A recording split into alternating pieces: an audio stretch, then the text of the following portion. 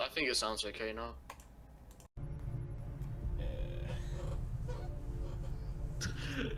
Chat about this channel. What? Wait, what? I can actually change scenes on the fly, by the way. Oh, on a whim? If I want to, yeah. Oh. So if I wanted to, for some reason, record the Xbox, or if I wanted to record my desktop, then I could do that. Just by tabbing out and clicking a button. Are we streaming for good now? Well, we should be, because I've clicked start stream. Yes, there were technical difficulties to all 0 people watching. Sorry, I can't watch. One other person, either of you on the stream. I'm on stream. Okay, then no one's watching. Right, things are working now. Cool. We are alone. We are live! Hello and welcome to the Ramble Express podcast. Okay, yeah. As he was trying to say, hi, welcome back to the podcast that should have been done like a week or 2 ago. Yeah, this one is just, I just brought on this topic on like a spur of the moment kind of thing.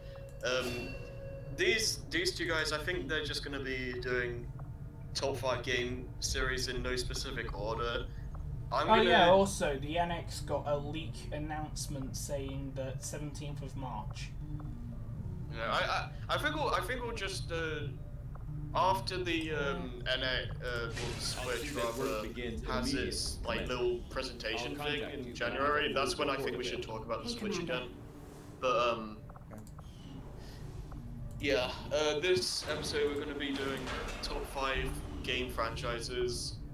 These 2 are just going to be no specific order. Yeah, I can't really think of a list. I have an actual order, but who wants to do top? Okay, well we're good. For me, I'm doing least favorite to favorite. I might as well. I have an idea for what I would say for a list. So. Okay, well who wants to go first though? How about Jelly? Sure. Sure. Crash Bandicoot, Spyro, Ratchet. Actually, no. Hold on. You're meant to actually say why. You don't just list them all right away. And what I know number 4 is gonna be. Because otherwise this stream is gonna be like 5 minutes long. Yeah, that sounds alright. You might get like 3 turns in XCOM. Okay, start from the beginning. Because we go 1 game each, like rotate, and then keep going. Oh, he said Crash. Is that it? You said Crash was your first one, right? Yeah, Crash Bandicoot, because for the longest time it was a very solid game series, and then there was some serious problems regarding ownership and whatnot, and now it's Skylanders. And the bird. Yeah, well, like, I kind of more like to, like, with Crash, and it's more, I think the best thing about it is, like, for most people, it's a nostalgia thing. Patching it through to your quarters now. You know? Yeah, especially with me as well, yeah. Yeah, I've grown up with the, well, I never had Crash 2, unfortunately, but, Crash 1 and 3, though, and CTR, I've had for the longest time since I think I've had them all in release year. I played the, I guess I'll just say this now. Like, I played the Crash games in a completely wrong order. It's like 3, 1, 4, 2, Twinsanity, I think. I wish I could. I really wish I could try Twinsanity sometime. Twinanity's really good. If only it was finished. It would, if it would be finished, it would be better than 3. But since it isn't, it rivals 3, but it's not as good. But just a little bit. Well, 3's the best, so. Yeah.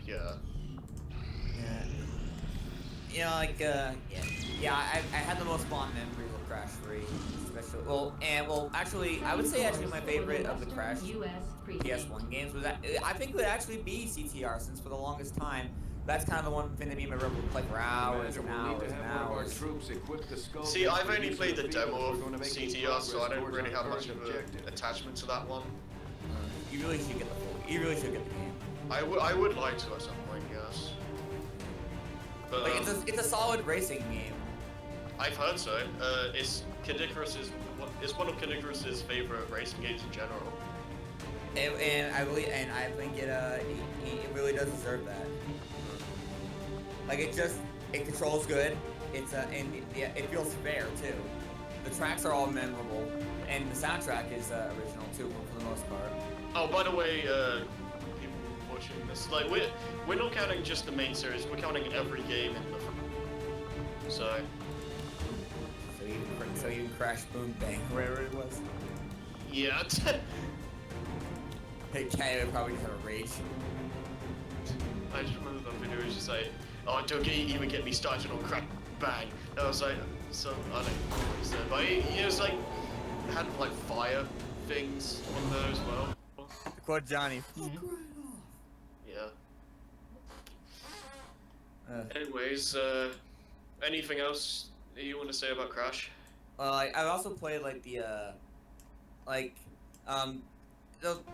only modern game I've actually played was Crash Tag Team Racing. I think about it. Okay. Which is not a bad racing game. It's not as good as CTR, but I like it has the humor of the modern Crash, and I think it still has the acapella music. Oh, okay. Well, I've also heard that it's way too easy. Yeah. I like Nitro Kart. You can also cheese races quite simply with the fix that fees mechanic. You like what, Joey? I like Nitro Kart. I never played that one. That was after Team Racing, wasn't it? Yes. I'm gonna look at it. I'm gonna look at it. Sure. Yeah, I think it's Crash Team Racing, Nitro Kart, then. I'm looking up Nitro Kart. If you can, Harry, look up Tag Team. Sure. Just for yeah, Tag Team came after Nitro Kart. Oh, okay. I don't think I released yours right now. Let's see. Tag Team. Sorry, Nitro Kart, November 11th, 2003. And you're looking up the. Well, Joey already said so. Well, I like. Okay. I don't know. Is it like? Is Nitro Kart better or? I just enjoyed it. It was solid, right? From what I've seen, Nitro Kart basically looks the same as Crash Team Racing, just more modern, I guess.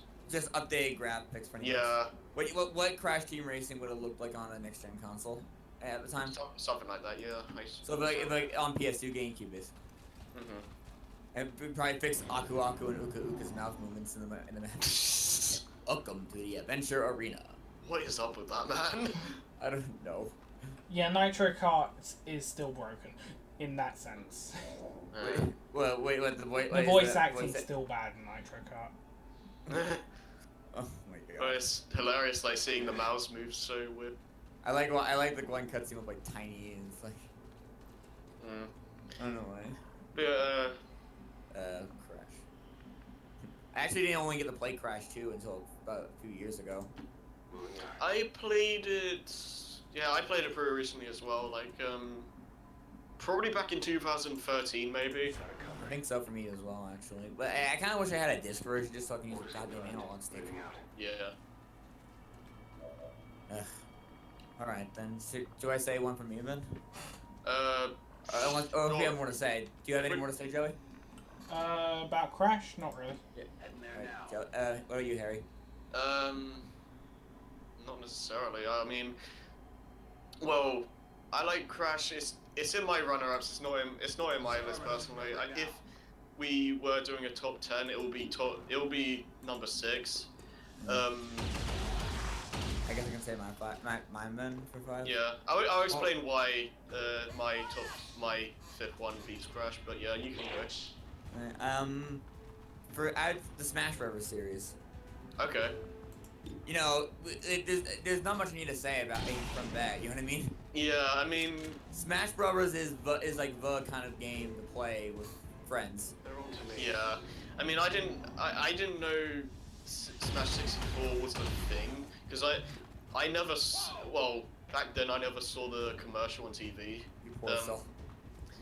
So I wasn't introduced into the series until Melee came out, but ever since then it's just a really fun game. Like, you can't go to a gaming party and not have Smash there. That's like a crime. Yeah. Yeah, I know, right? Sort of like it's a crime to what was I gonna say? Fuck. Well, I don't think you were gonna say fuck, but I forgot what I was gonna say. Something involving I think it was gonna say something involving a game, another game from the GameCube, but I can't remember. Well, whatever. Maybe I was gonna say Crash for the PlayStation. Well, but you know, like 'cause hours of fun with Smash, because like, I've got Smash Smash before the month it came out. sure. Yeah. Like the amount of fun I just had with my brother and my sister there, because like that Smash is one of those games that we can still play today.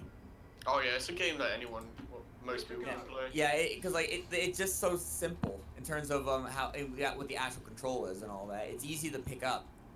Yeah. And that was their attempt from the start, to make it a game that anyone can play. Yeah. I mean, it's one of the it's one of the only fighting games where I can actually play decently. Because I can enjoy Street Fighter and stuff like Marvel vs. Capcom, but I cannot do like stupid precise combos. I'm also looking at why I'm not a big fan of Melee, even though I still love Melee. Well, in terms of like the competitive stuff. Yeah, the competitive scene. That's the main That's the one of the things Smash also did. It's the main reason that casual versus competitive debate exists. Yeah. Well, personally, I try to going into any of that kind of drama. I just play the game how I want to. And leave it at why that. not both though? But yeah, so I mean, like. Yeah, that's the thing. It's the internet. Yeah. You're not gonna get there. Because there are some. You'll find some cool competitive people that are like that, but from what I've heard, a lot of the competitive people kind of crap on the casual players. I would like to direct people to the TV tropes page. Yeah. I mean, I try to avoid stuff like that again, so it doesn't really. I don't really care about that. Yeah, when I get into the competitive kind of game, though, I really do get into it, but I can't like just watch. I need to play it, honestly. I'm kind of in the middle because it depends what type of match they're doing. Like if it's very like slow and just projectile based, I don't really care. But Fox Blaster, go. Yeah, well that's one. Fox, no items, Final Destination, go. It depends how. It depends because like there are tons of different play styles. You know, I also kind of like have a bit of a on-off kind of feeling with the fan base, because it's like for Brawl, because like this is gonna sound weird, like I like that Project M is a thing. Yeah. Like I do appreciate the fan and the effort that people have gone to make this kind of mod for those who really love Melee. Yeah. But at the same time, move on. Yeah, because that's one of the things with Brawl that everybody hated was it's not Melee. Just because of a glitch, you know, because like, oh, wave dashing wasn't intentional. No. You know, but nope, it has to be a thing, otherwise it's not the best game. Yeah. Well. No offense to the Smash fan base. All the offenses of Smash. I mean, like, I'll still like, I still do get in like the competitive mindset. Because I will play like, you know, no items, just go straight out on it and all that kind of stuff. Yeah. And I will like take the time to master a character I want to get better with, a character I love. Like that's the reason why I'm a Robin main in Smash 4. Yeah. But you know, I'm not gonna like go to it. Say I'm not gonna do like MLG Pro noob sit whatever fuck, I don't care. Yeah. I just want like if I can I just want to play for fun. Yeah, I'm the same. Like if I have to, I'll play competitively. But at the end of the day, I just want to have fun with it. I actually have a fun story actually involving Melee and Brawl. It was before Smash 4 came out. Okay. I think it was before even the demo for Smash 4 came out. What happened was and when I was at one of my at the high school, there was like an after school club, and I brought over my Brawl disc was too scratched up for me to use anymore. So I brought over my Wii and a couple controllers, my completed save file for Melee. Okay. And the funny thing is, everybody in the who was playing with me was having a hard time getting used to Melee. Well, to be fair, Brawl and Smash 4 did an excellent job in to like making it easier for like newcomers to get into the game. Yeah, like because all the mechanics in Melee, because like the stuff like the whole like how ledge grabbing works, or like fall speeds or attacks and all that, and the fact that some of the characters are ridiculously unbalanced. Yeah, well, there's a. Well, I mean, the unbalance got worse in Brawl, but you get what I mean. Well, yeah. I mean, man, that's all you need to say. Yeah, I'd be like, that's why, because like, I was just having fun with Marv, and everybody was just like figuring out like, because like how getting used to all the speed and all that. And actually, a funnier thing is after that, right? I'm like, I just decided to play an adventure mode on my own. Okay. Because like nobody was around for a moment, and I just did it quickly as Marv, right? Okay. And I got to the end, I got Giga Bowser, and then I actually got the Giga Bowser trophy for the first time there. I'm like, what? Huh. I know, like, I'm like, this is in the game? I thought Giga Bowser was literally just gonna be a thing there, but then I just see I got the trophy for the first time there. I'm like flabbergasted. Oh man. I thought I had a lot of fun moments. Like, one more really funny thing was like, during the times me and my brother were just playing Melee during the ball, just scratch up thing. We were on 4 side. I was Captain Falcon. He was I think he was Ness. Seems doable. I died. He got me once, and I was just kind of being in a silly Captain Falcon mood. So I was saying like, I was like Captain Falcon is or whatever. I was like trying to be like I was like Captain Falcon wannabe. But the thing is like I was like Captain Falcon doesn't die. He goes suicide. The moment I did that, and the moment I said that, I went way too far in between 2 buildings to save myself. And then, like as soon as I respawned, by the way, and then it's like, but I just died again like that. Nice. Like perfect. I promise that was not intentional either. I'm just like Captain Falcon sees all. Jeez. Already there. It's funny because like Falcon is considered one of the worst characters in Brawl. Like this is Melee. Oh, Melee, then that's a different story. Yeah, I haven't played Brawl in forever. The last time I played Brawl was during another Apple tournament. It was never a part that because like the thing was I haven't played in so long. I was Marvin. Actually, it was like a casual tournament, so items and all that stuff were there. I personally, I prefer Melee over Brawl, but not for the reasons other people would Not say. for the competitive sense. No, because I've always enjoyed the modes in Melee more. Like the adventure mode.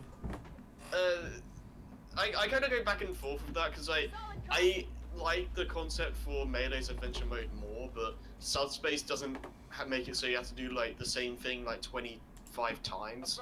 Yeah, I was gonna say I appreciate Subspace for like also giving you like that's how you can get all your characters right away. Yeah, that too. Yeah. Yeah, like the only exceptions being the free characters you had Jigglypuff, Wolf, and Toon Link, but you have to go out of your way once you're done. Yeah.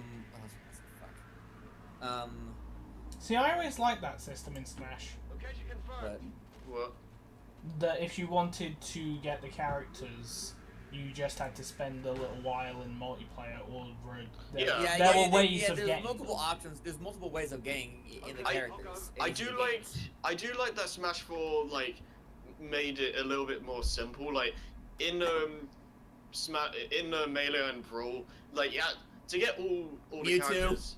All the characters, it goes up to like 500 matches. It's stupid. It's especially about Mewtwo. Yeah. Where I literally just got 2 controllers, went to the Pokemon Stadium stage, put them in the center, unplugged it overnight, let it go for a while, Yeah. and then just like morning, I just had one drop over the edge enough times, and then Mewtwo approaches.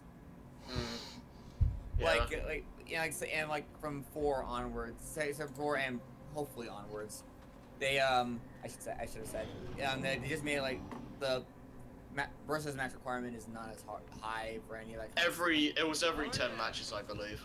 yeah, or like or just like but they still had the other ways of getting them too. Like I mean, to get Lucina, you can just do Marth's classic mode. I will say though, I kind of feel like I kind of would have liked more characters to be unlockable, but that's just me. But I'm not, but not like how some fighting games have it. So right, you get these 5 characters and this massive board of black question marks. Yeah.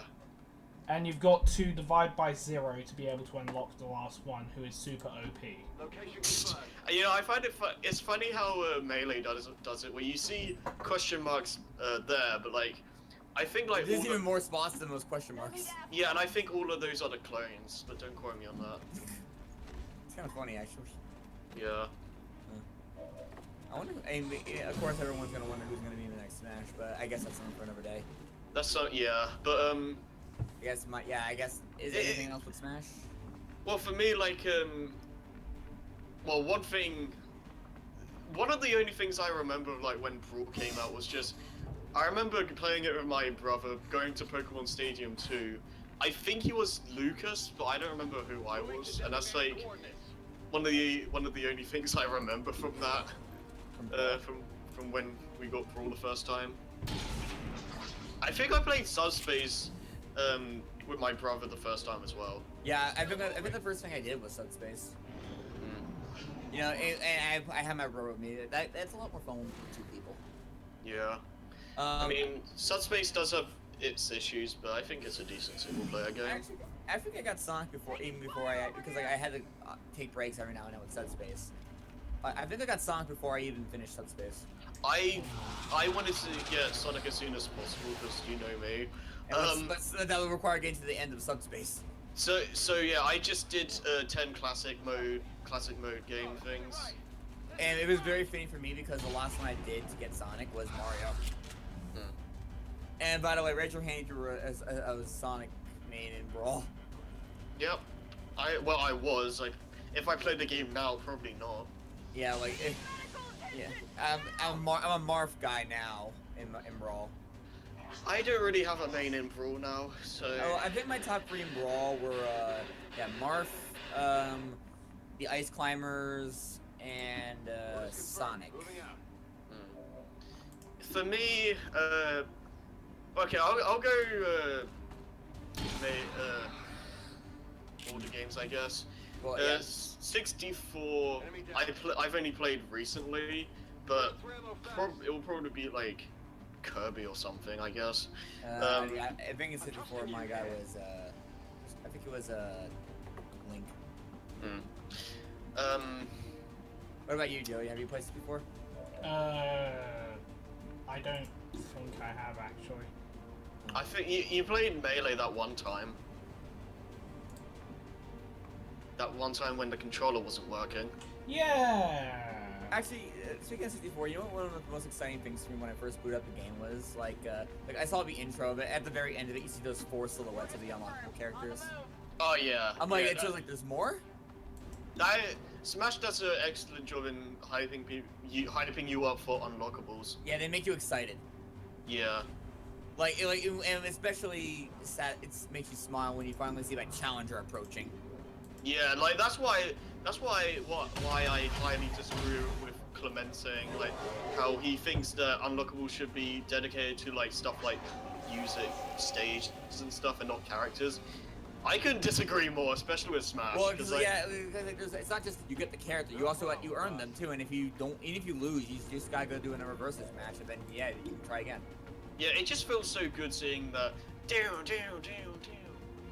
Yeah, and then you see their silhouette, and like especially if you're not really savvy to like the fan base, into the franchise and all that, you're wondering who is this? Yeah. Like I saw Game & Watch, I'm like. Yeah, I was gonna say. And then it's like literally, it's like. That's it. That's what it is. The silhouette is who he is. Oh, don't even start with Ganondorf. Oh yeah, because he has his sword in Melee. No, in the picture. I mean, in the picture. Like, what you mean is like his. You know, yeah, like new challenger approaches, like it shows Ganondorf with his sword there, and it's really off-putting. Does it? Yeah. Oh, I don't remember that. Well, it's been years, so I don't blame you.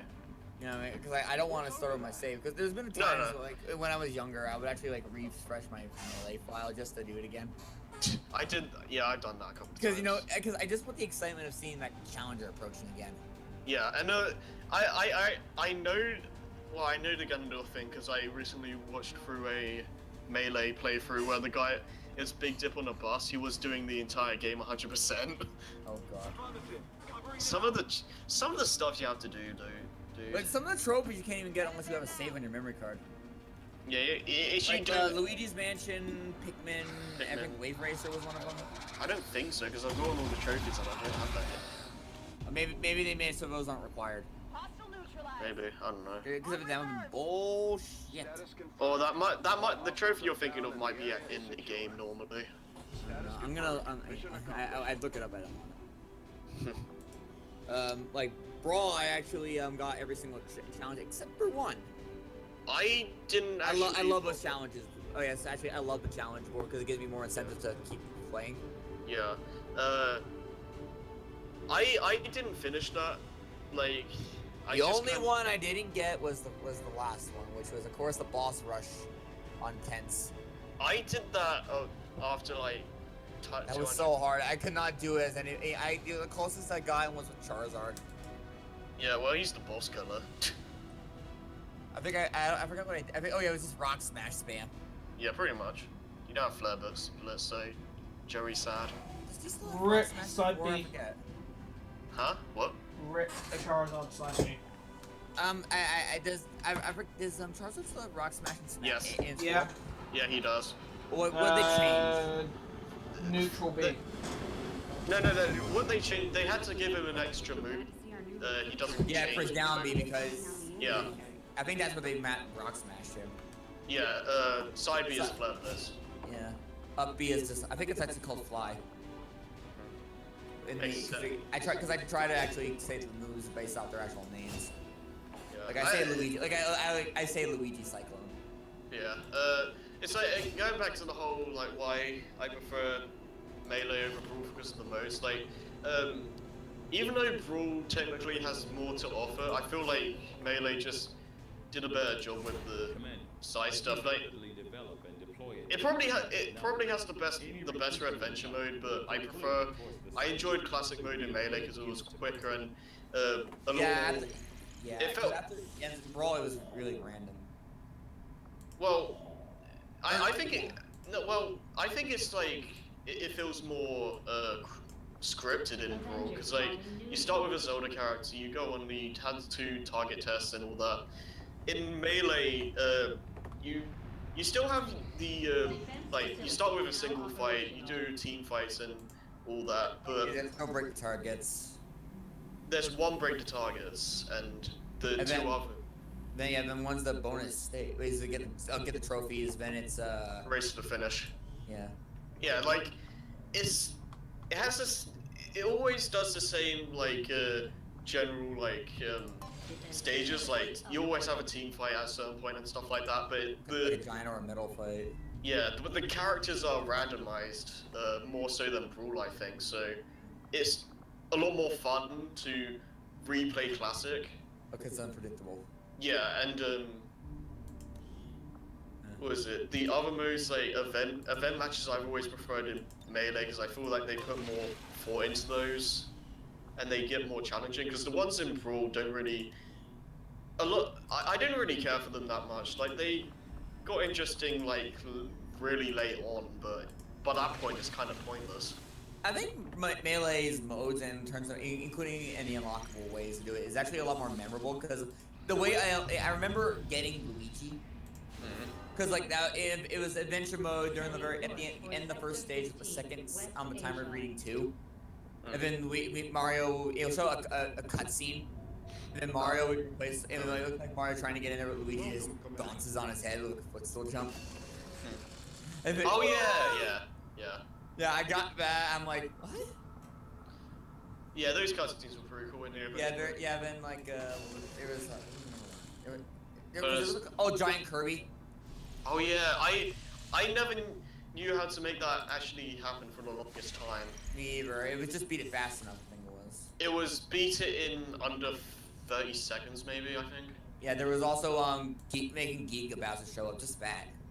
Yeah. But when that first showed up, that scared the hell out of me. Yeah. I'm like, what?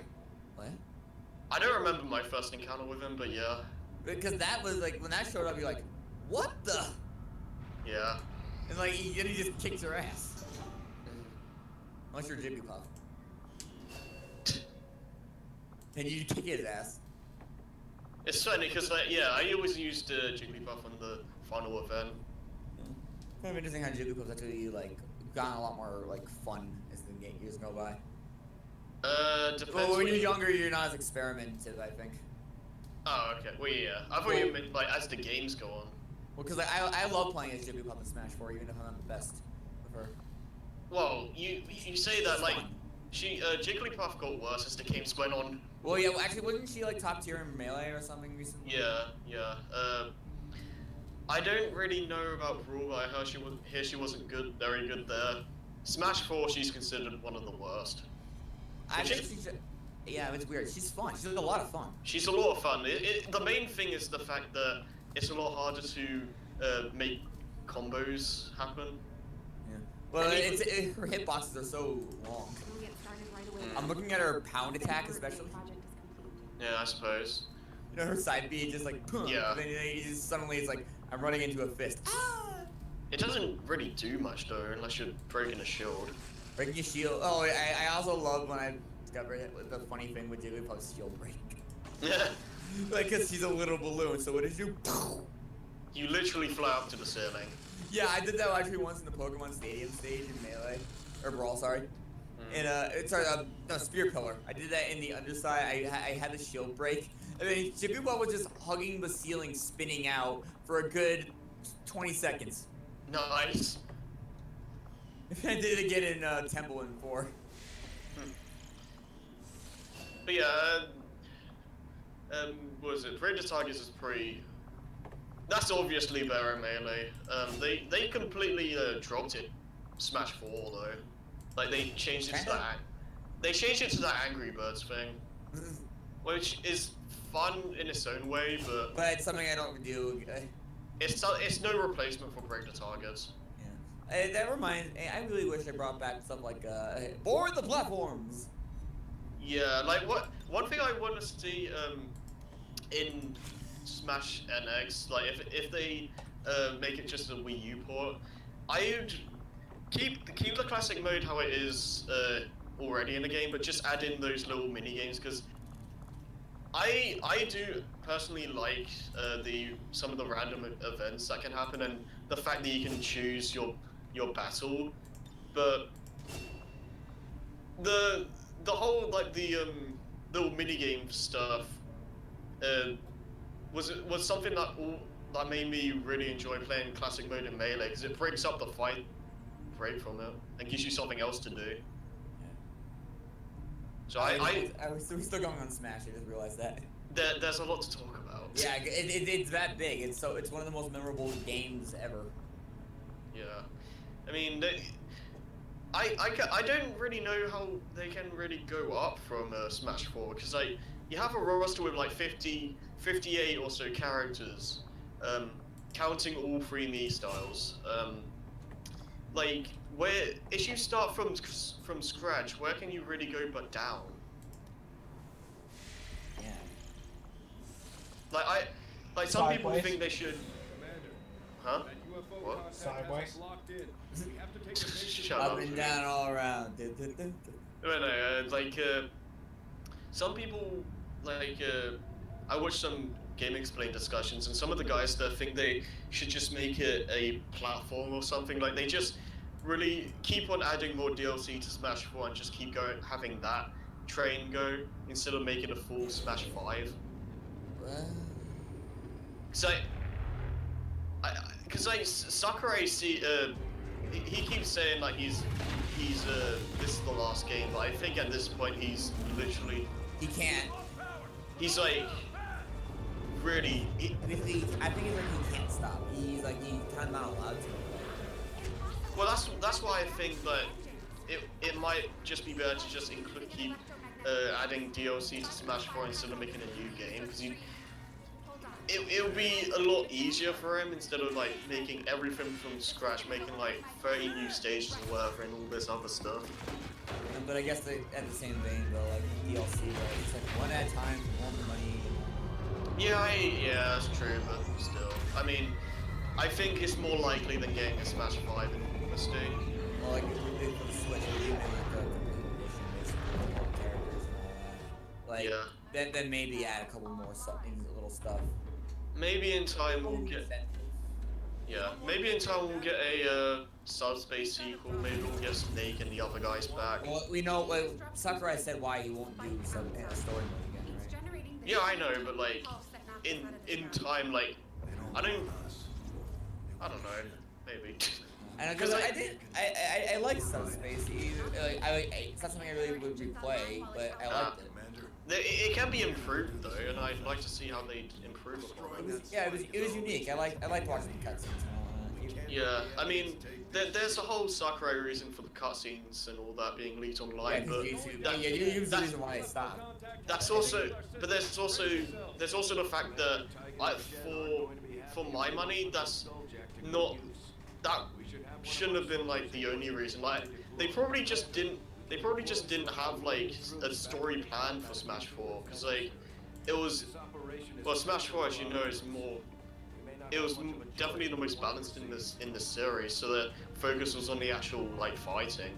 So, like they probably just didn't think of a story for the game, so they just said screw it. Well, they kind of just sacrifice. It's sort of like Final Fantasy V in that kind of sense, where it's not really the story in that which Final Fantasy is usually known for. It's more just on making the game fun. Pretty much, yeah. Like. I am kind of sad that we didn't get a Subspace 2 or whatever, because I wanted to see how to improve upon it, and I don't know, it was cool to see what everyone interact. Yeah, even though they didn't really talk. Yeah. Except for Snake speaking Japanese. Because like, we didn't even get an adventure mode in general, which is kind of sad. Yeah. Are we done? I think we got on with Smash long enough. Yeah. Yeah, let's just stop there, because we'll just be... Yeah, going all day, because Smash is just about kind of a game. Yeah, there's way too much. If Lewis was here, we'd be here for another 2 hours. Oh, God. Yeah, like seriously. Alright, yeah, okay, then seriously moving on. Harry, what's your okay. list? Okay, number 5 is the Rayman series, yay! Yay! And if this was an actual YouTube video, you have like some random Rayman music playing now. Instead, you get XCOM gameplay. I wish we could have Matter. Nope, the HD version say no. Yeah, well that's because apparently Groove Armada's pretty much. It's like, well, yeah, I love Rayman. Yeah, it's like so yeah. The reason why I put him above just one spot above Crash is because I generally enjoy Rayman games more than Crash games. I think they have the better level design, better platforming, and arguably better music, but. Well, I think Crash also kind of what the if it ain't broke, don't fix it kind of thing. So they feel a little samey, a little bit, but whereas Rayman's a bit more diverse with its level design and oh all yeah, that. yeah. Because you can see an advancement, whereas instead of just improving on what worked. Yeah. Okay. So yeah, my thing with the Crash and Rayman, like they both have, they both don't have that many games in the main series. I can't really say much about the spin-offs because I haven't really played much of them, but Rayman 1, like Crash 1, I appreciate more than I like. I like Crash 2 I like Crash 2 a lot, but it does have problems. Crash 3 is one of my favorite games, but yeah, and then I never even played Rayman 1. Yeah, Wrath of Cortex is kind of, I think it's good, but it's not perfect, but loading. And then Twin Sanity. But like the thing, I prefer the Rayman games because I enjoy pretty much all of them. Like they have the issues they do have aren't as severe as the ones in Crash. Like it doesn't have anything like gem stuff in Crash 1 or the backtracking in Crash 2. Like What about the Electoons though in Rayman 1? Rayman 1, yeah, I was gonna get to that. Like Rayman 1 is kind of in the same, well, not exactly, it's in a similar boat as Crash 1 for me. Like I appreciate it more than I like fully like it, but I think I enjoy Rayman 1 over Crash 1 because It feels like there's more charm to it for me. As hard and ridiculous. Yeah, I've heard that game is really, really hard. Yeah, as bullcrap as the level design can get sometimes, I still enjoy the core gameplay at the end of the day, and it's still fun despite that. And this is going for all the Rayman games. I love the just the abstract environments you go through, like Rayman's world being all weird and stuff. Like I always loved that about the games, and I feel the first two, Rayman 1 and 2, did showcase that the best out of all the games. Actually, I thought about Rayman 1 and 2 together. It's kind of like Jack 1 and 2. In the sense that they're going from really happy to really edgy. I like that too. Cause like on my first Rayman game was 2. I had the N64 version of 2. Okay. Isn't it like Rayman 2 actually have like 7 different ports or something? Yeah, it has tons. Yeah, I played the N64 version, and Same. yeah, like Rayman in 2 onward, it feels it's not as traditional as more like kind of games like that, because like there's no lives, there's health, but there's lives. There's no wait, I said that backwards. Yeah, I know what you mean. Rayman 3 is pretty much the same thing. Yeah, there's health, no lives. It's just kind of like basically your only real like punishment is just going back to the beginning of that area. Honestly, I prefer that over like games with lives. It's like there's no real point in getting a game over in games now, because it's like it's like you die, you go back to the checkpoint, you get a game over, you go back to the title screen, you have to play the whole level again. It's just kind of pointless to me.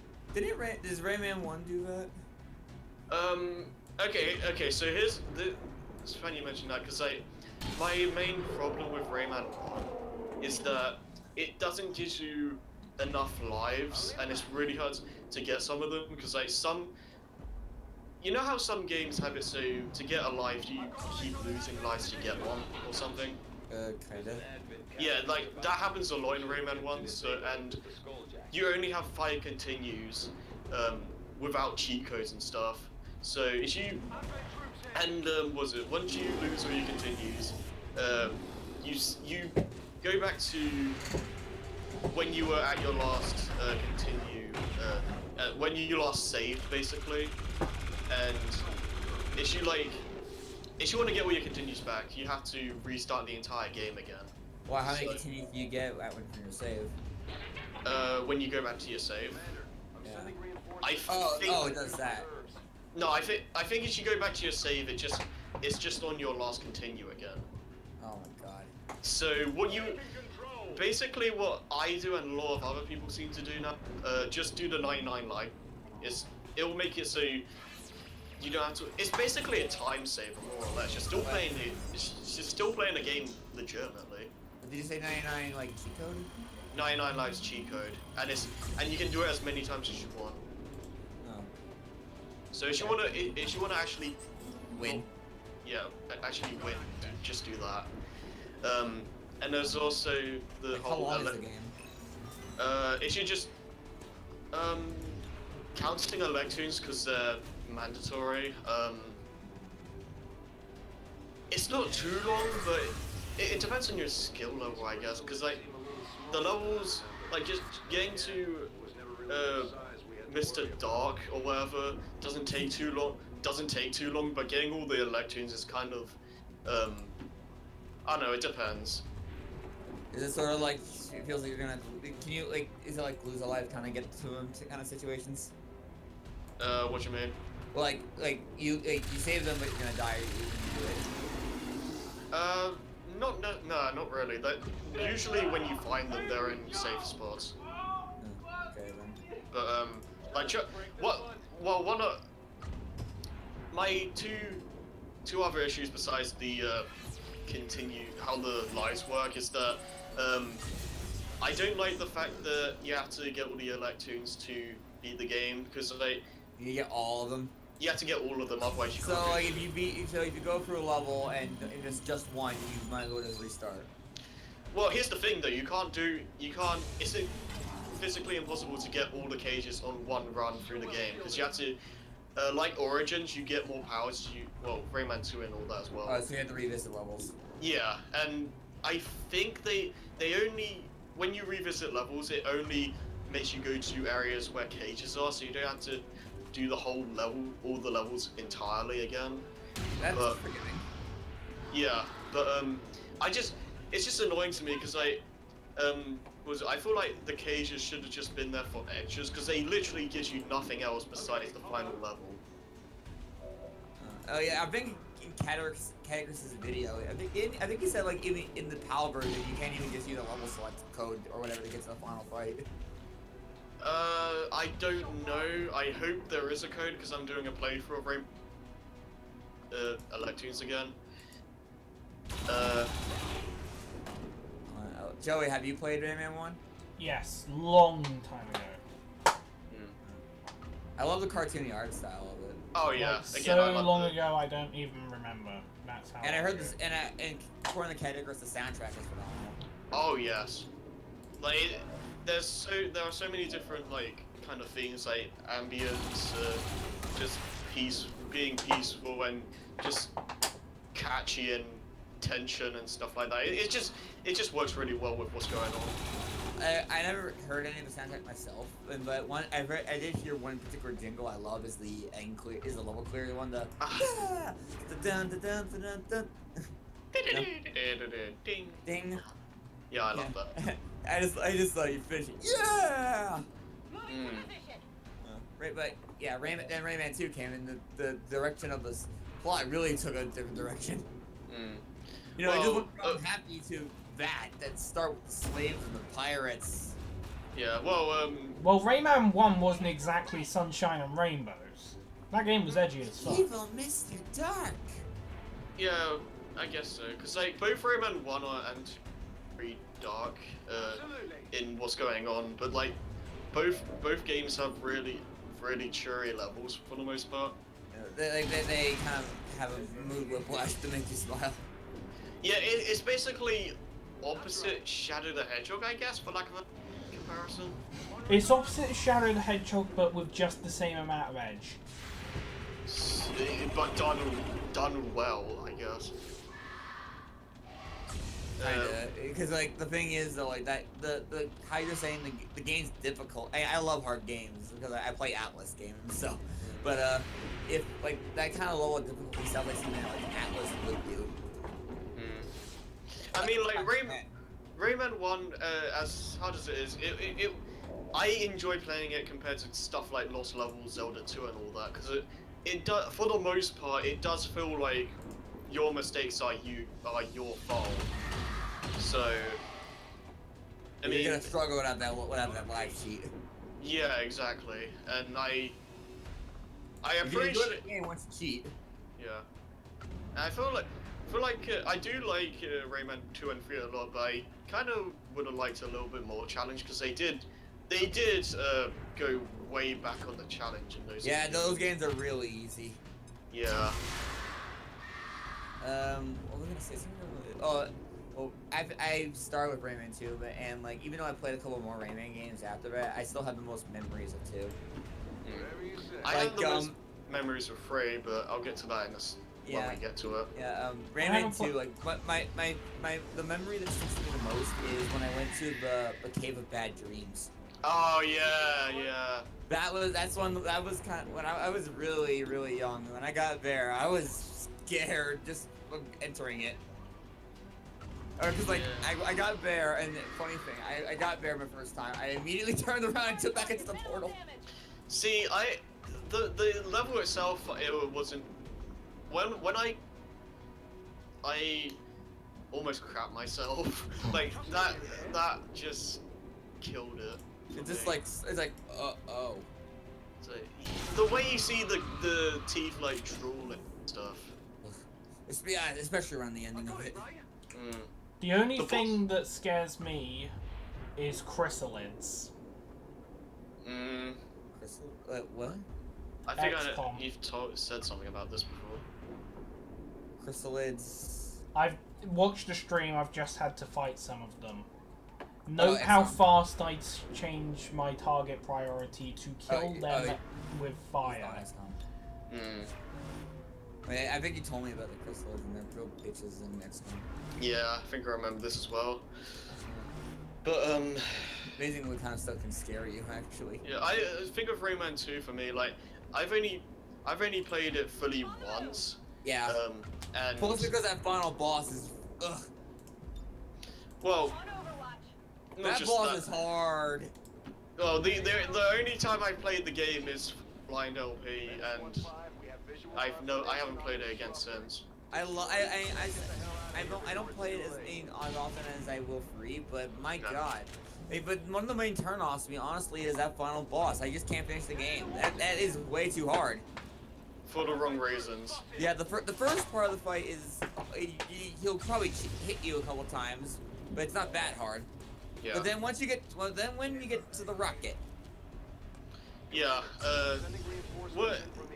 Well, if you want to just get through the end and don't care about being legit, just I forget what buttons you have to press, but if you go to the ceiling, just fly right up to the ceiling, spam like A and B, I think. You'll go to this area where you get like this infinite supply of missiles, and you just spam them.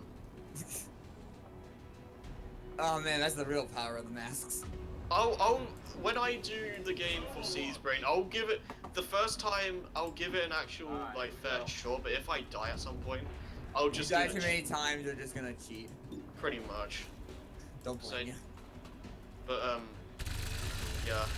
Rayman 1 doesn't even give you like you don't even fight Mr. Dark really. He just jumps away and you just fight a bunch of minions pretty much. Isn't it like they're like the bosses? It's just like the bosses kind of mixing the random bunches or something. Yeah, and they're it's honestly the easiest boss in the entire game. Oh gosh. Sounds like some people Final Fantasy bosses. Yeah, cause like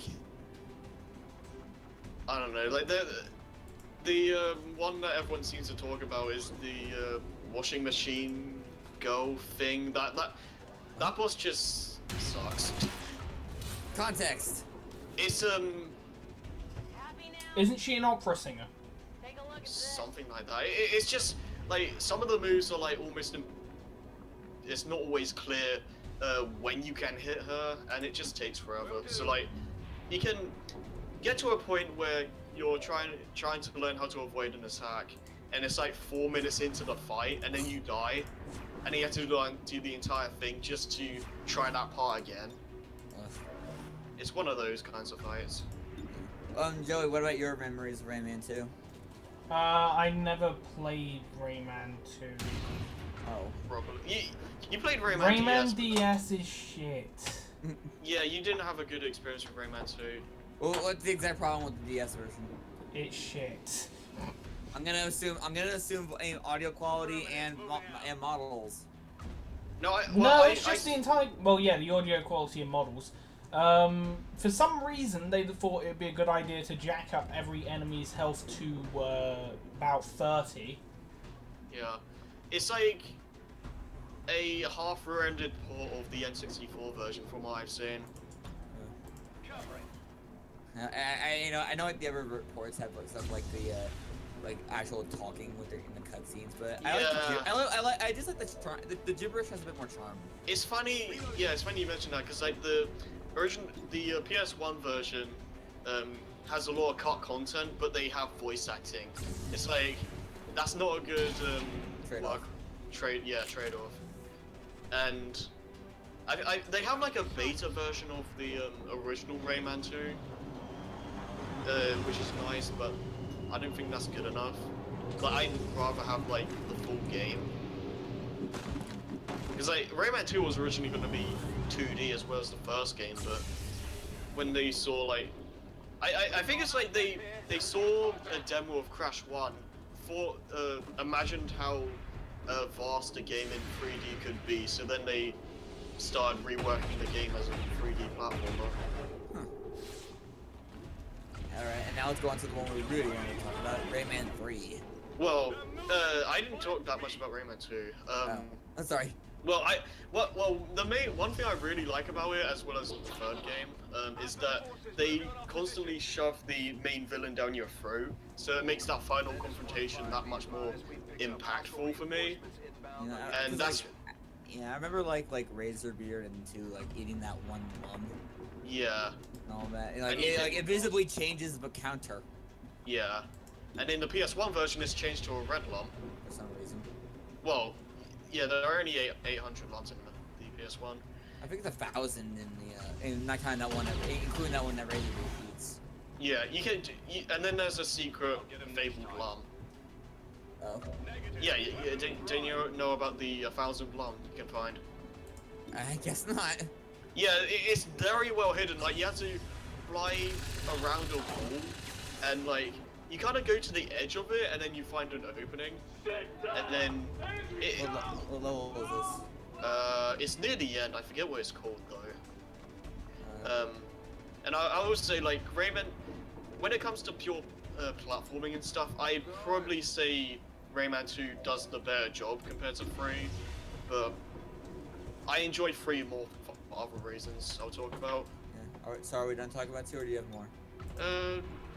Not necessarily. I want to play it again, see how what I think about it now. Yeah, But, yeah. After so long, I feel like a game we need to give it another look at. yeah, but I will say I love the satisfaction in finding secrets in Rayman 2 and 3, because just the feeling of just seeing a bunch of lungs, cages, or gems from Rayman 3 is almost unparalleled for me from finding a secret in any other kind of game. But yeah, Rayman 2, good game. I need to play it again, but yeah, Rayman 3. Actually, one more thing with Rayman 2. I remember, like, you know about that expansion pack that you needed for the N64 that would work with, Majora's Mask and Donkey Kong 64. It was interesting because like when I booted up, I always have it in my N64 now. So like when I started up Rayman 2, it said it recognized the expansion pack. Like maybe it messed with some of the graphics and all that. Yeah. I might actually try Rayman Revolution or something, because it has like a hub world and new stuff. But Now Rayman 3? Yeah. I think so. Well, this is for Joey, but I will say I think you should find an actual decent version of Rayman 2 so you can actually give it a fair shot. Is the PlayStation 2 collection that came with Rayman 3 and Rayman multiplayer a good version? That's the one of the hub world. If you like hub worlds, then I guess get that version, because like it's. Johnny disapproves. Well, I haven't played it myself, but from what I know, it's basically everything that any other version has, plus the hub world and some other stuff. So if you want something with just extra content, go for that. A little bit of everything. Yeah. Sort of like with the Wii version of Resident Evil 4, from what I've heard. If you just want a complete, the best version of like the original game, go for Dreamcast. But I know you don't have one. I can get a Dreamcast, although I don't know why I would. Either that, or you could probably find an emulated version of the N64 game. Yeah. Right. I don't know, but either way, I'm done with Rayman 2. Rayman 3 now, yay! Rayman 3 is the greatest game since sliced cheese. Yeah, so yeah, Rayman 3 is easily one of my favorite games on the GameCube. Favorite games, one of my favorite GameCube games. Favorite games, period. It's funny because how we ended up getting it was that my brother had the choice between, I think, a Mario Party game or a Rayman game, and I don't think I was there, but he was like, "Oh, Rayman looks cool. Let's get this," and then like I was just. Well, I didn't get a chance to play it until he stopped, because he went through the game, I think, up to the third world, maybe. That would be, was that the land of the living dead? Yeah. No, that's the fourth world. The third world is the swamp, the Book of Murk, maybe. Oh yeah, you're right. Yeah. And like I just love how fast-paced and just I I don't know. I just like the fast-paced nature. It has a mix. It has a mix of everything that we want in a kind of cartoony platform. Yeah, like the it's not the was it Rayman's world isn't portrayed as well in 3, but everything else they do makes up for it, I think. Yeah.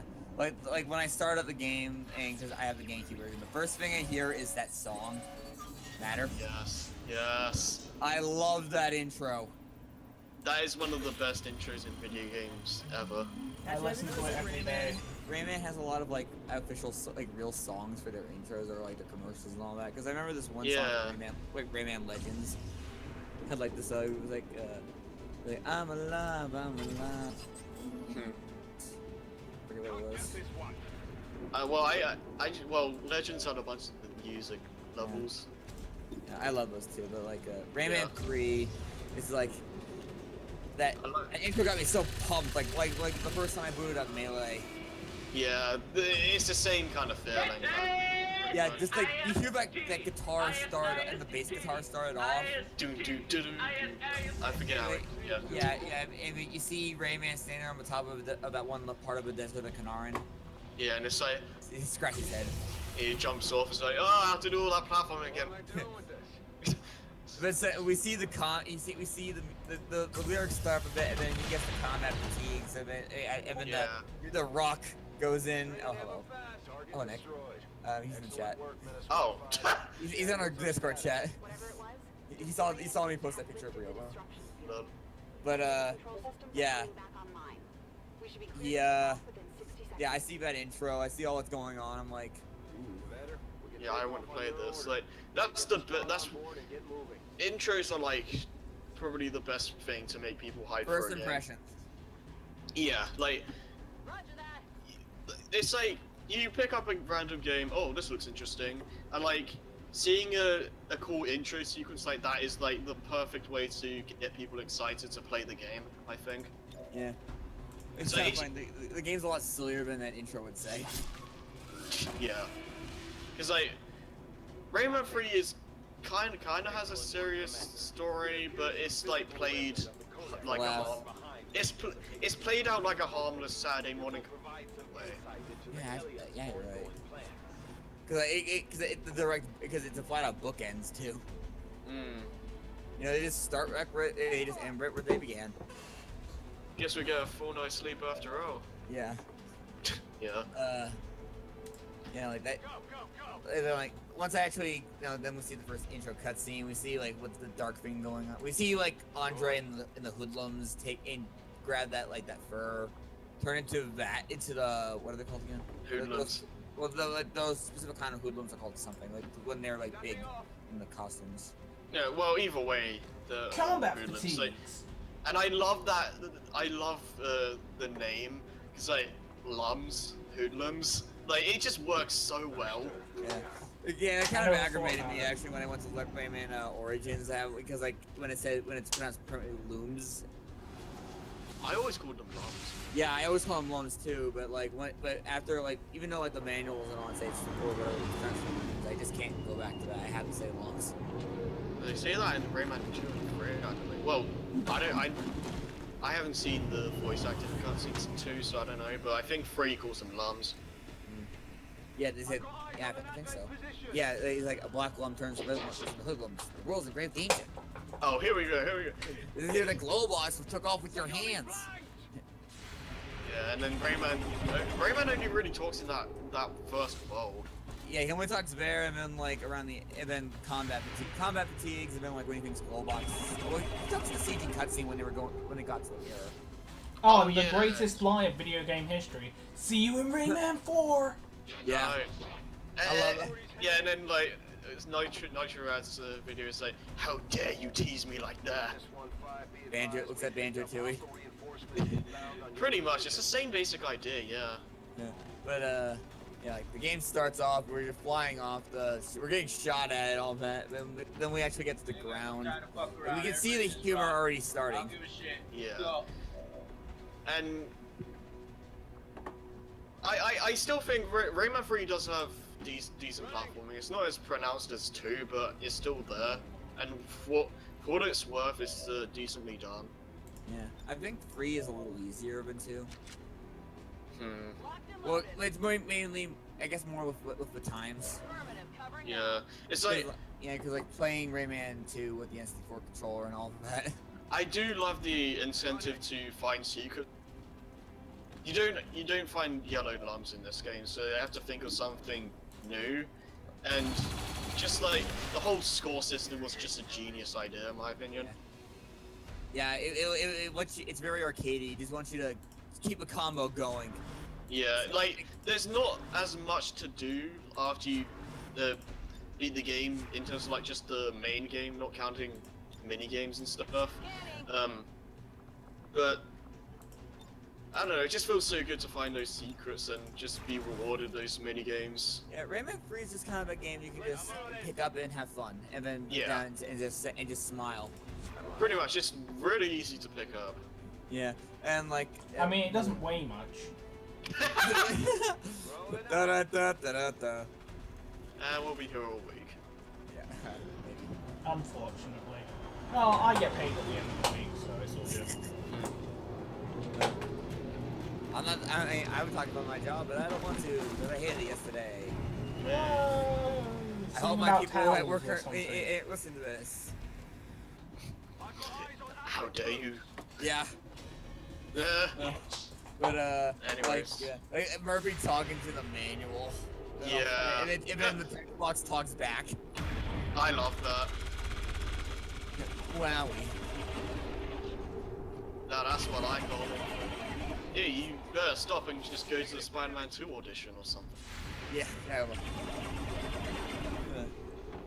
Oh man, and like the soundtrack too is also top. Yeah, Rayman always had great music, but Rayman 3 is easily my favorite. Yeah, one of the moments with the music that sticks out, especially in my head, is when you first run into Andre and get your combat fatigues. That bit when Murphy's holding him back. Oh yeah, that's a good one. Yeah, I remember that. There's Andre. You know, quick shoot him. I don't know. Yeah, I love the hoodoo sorcerer. It's like or something. Yeah. The soundtrack really knows how to keep the situation pumping. Yeah. One thing I will say, I wish the game was long. That's when you know you've made a good game. When you want more. Yeah. Yeah. It's like I guess the kind of point of the arcade feeling with the score. Because technically there are like 9 levels, and but there are like 6. I think up to 6 levels in a world, or whatever. More or less. But I don't know. What for me a perfect Rayman game would be to have the amount of platforming in Rayman 2, the fast-paced nature of 3, the amount of extras that can be done in the Origins and Legends games, and maybe like the charm that it always has. Yeah, had the charm. charm. The charm that's persisted throughout the entire franchise. Yeah, and also just make the game not stupidly long, but a decent length. So it takes at least a few days to complete. Yeah. Actually, Rayman 3 also has one of my favorite boss battles of all time. Is it Reflux? Yes, the one when you're forced to fight him in the arena. Yeah, that is pretty cool. Yeah, that is one of my favorite. That is like easily one of my favorite fights in video game history. Yeah, the music just fits so well for that. Yeah, it's so ominous. The fight's a really fair fight. You know, you feel the tension of the situation. You know, it's just plain fun to.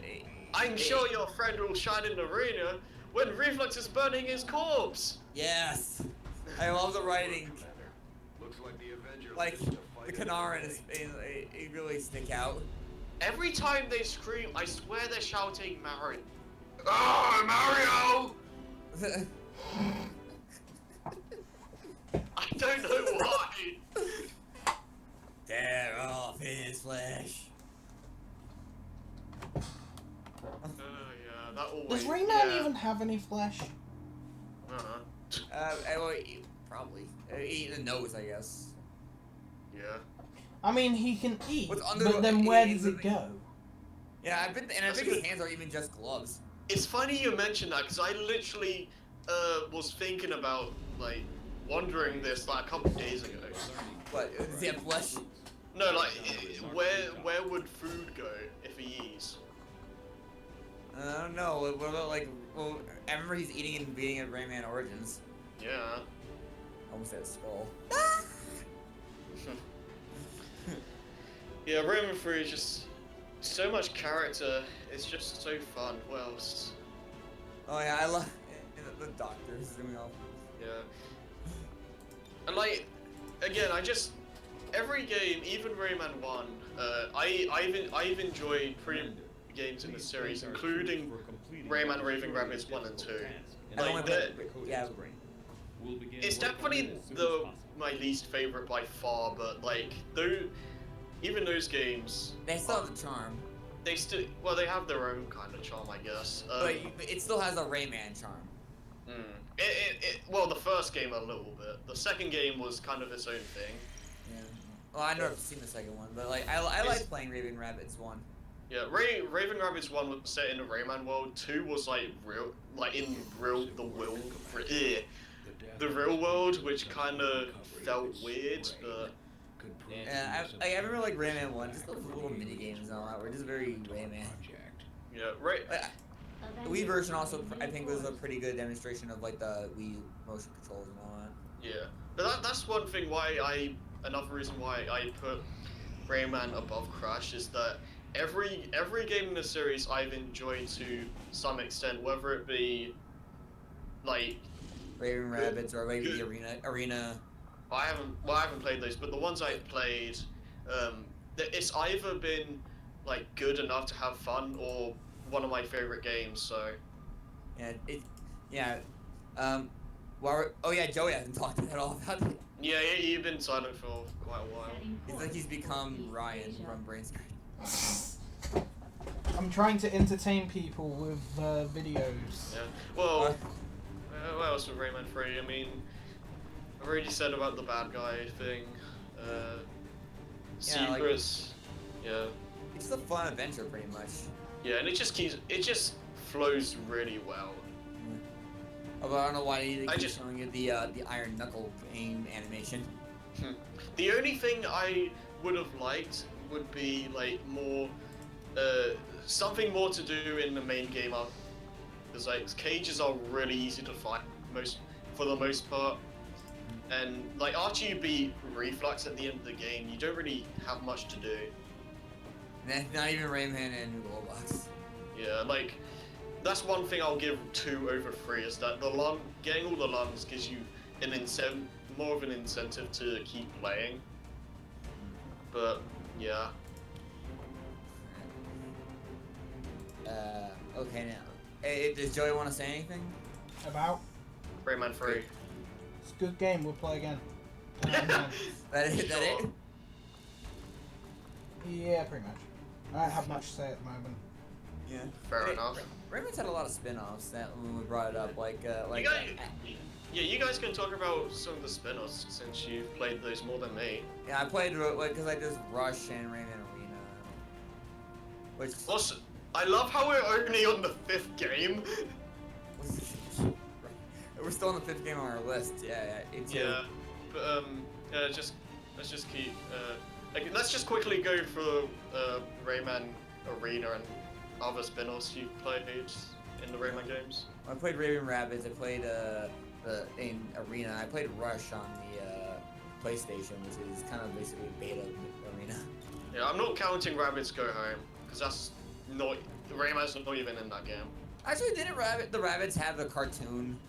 Unfortunately. Yeah. Didn't watch it because I don't care. It's not Rayman.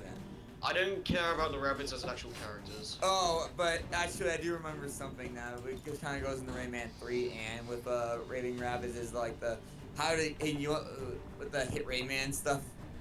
Oh yeah. Oh, if that was a cartoon, that'd be awesome. That was infinitely more funny than anything Rabbids have ever done. Those want to hit Rayman or whatever it was. Those were my incentive just to keep getting the better score. Yeah. I love those. I don't know if it's just the GameCube version, but it's really easy to unlock all of those. The GameCube version also has a track that's not in the any other version, I think. Yeah, you talking about the minigame?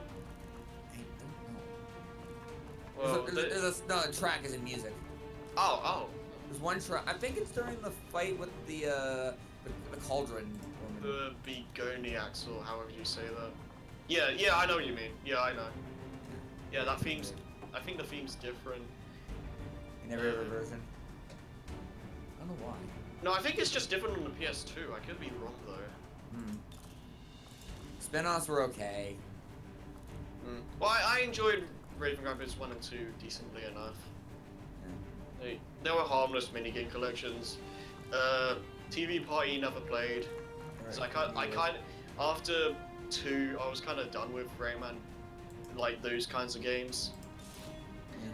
The only reason I got Rabbids Go Home was because it's more like a platformer. And we also me and my brother found it in the shop one time for really cheap, so. Oh, actually, I can't believe I almost forgot for us to talk about Legends and Origins. Yeah, Origins and Legends,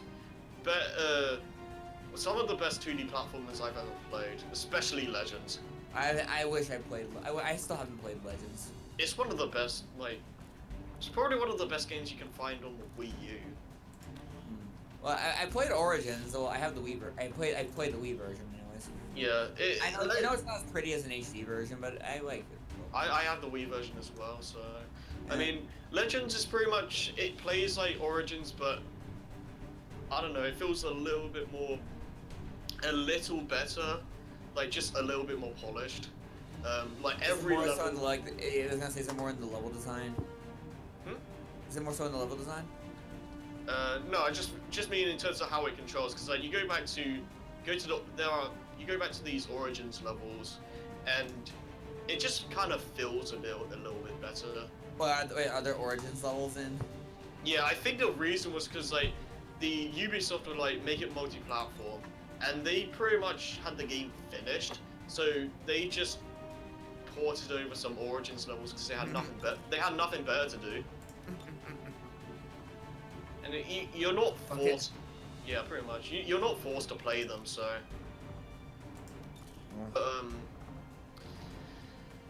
Yeah.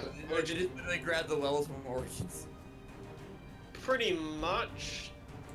They changed a few things. Like there are teensy, like they've made it so teensies are scattered around the levels, because like in wasn't it in fact in Origins like you found like 3 Electoons in like little bonus levels or something, bonus areas? Two of them in cages, 2 of them in bonus cages, one of them is at the end of the level. Yeah. Yeah, two more for your loom total, and 1 more for beating the time trial, I think it was. Yeah, basically how Legends does it is that there are 2 teensies in like bonus rooms. There's like a ton scattered throughout the levels, and basically your rewards in getting lums is getting extra character skins, more or less, and well trophies for getting enough, which doesn't really give you anything in the long run, but it's nice to get, I guess. And you get a disco. And there's the lucky tickets, which is usually pretty easy to get, and they basically let you get stuff like an extra teensy, some lums, or levels in the Back to Origin section. Okay. So. I gotta use the bathroom quickly, guys. Yeah. Okay. I'll be right back. Do you want me to pause? If you guys want, you can keep talking to Rayman if you want. Okay, well, I don't really have much else to say. I mean, like, again, all the games are really good. Rayman 3 is one of my favorite games ever. And Legends, like, it changes things up constantly. Like, you go to pretty much every level in every world does something unique, and it's kind of like Rayman 3 in like how fast-paced it can get. I personally think 3 is the best game in the series, but I will say Legends, as a game, like, it's probably the best designed in the series, but yeah. And there's just so much to do. But again, it has the most unlockables. It has that little daily, weekly challenge thing that always changes. I haven't played that in ages though. And again, if they made a Rayman 4, I would have.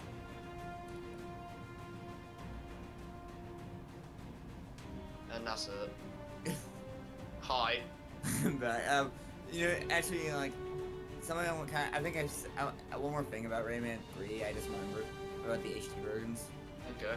But besides cutting out matter, which I really was upset about, they also changed a line or two slightly. At around the beginning of the game, you're not fairy. You have to find in that like hanging the walls with where Andre takes its. Yeah. Like when you don't hear in every other version. I don't think you hear, because in the GameCube version, you're like, oh my God, this is an unspeakable atrocity and all that stuff. Andre's. She didn't say oh my God. The other one. What'd she say? I don't remember.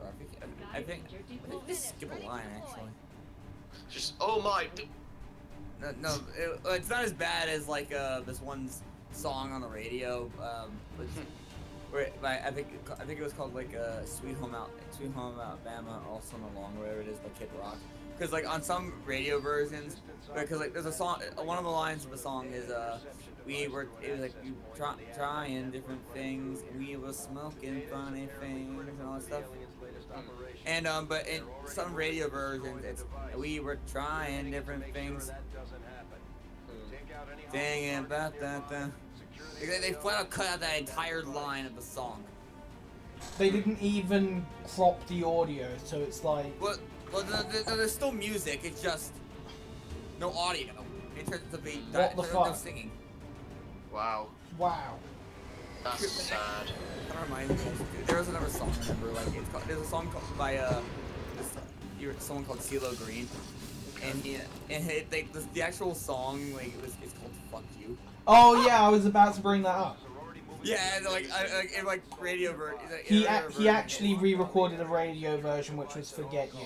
Yeah, like on one of my mom's Grammy CDs, it says the song otherwise known as "Forget You." It's a good. I like the song too. One of the lines is like a. I guess she is an Xbox and I'm more of an Atari. Yeah. Did you? By the way, you play your baby there. Did you hear the things I said? No, I just got back. Oh well, I was just saying how was it? Legends like basically changes things up in every level. Like it's like it has the quick pace that Rayman 3 does in a way. Like you're constantly introduced to new things, and like you have a general theme for a world, but like every level in the world is going to be something different, as opposed to Origins where they mostly stuck with a specific theme. And that's not necessarily bad. No, it's not necessarily bad, but I like that Legends try to make everything unique. Are we still going with Rayman, or? I'm personally done. If you have anything else to say, Nope. Alright, Joey was next, wasn't he? Yeah, for like a 4. Yeah. Well, you guys aren't going in a specific order, right? No, I'm kind of made like a small list here, but. Okay. How long are this is going to be like 5 hours long, this right? That doesn't bother me. So, alright, let's just keep going, because like, otherwise it's way a lot longer than it should. So, Joey, next game.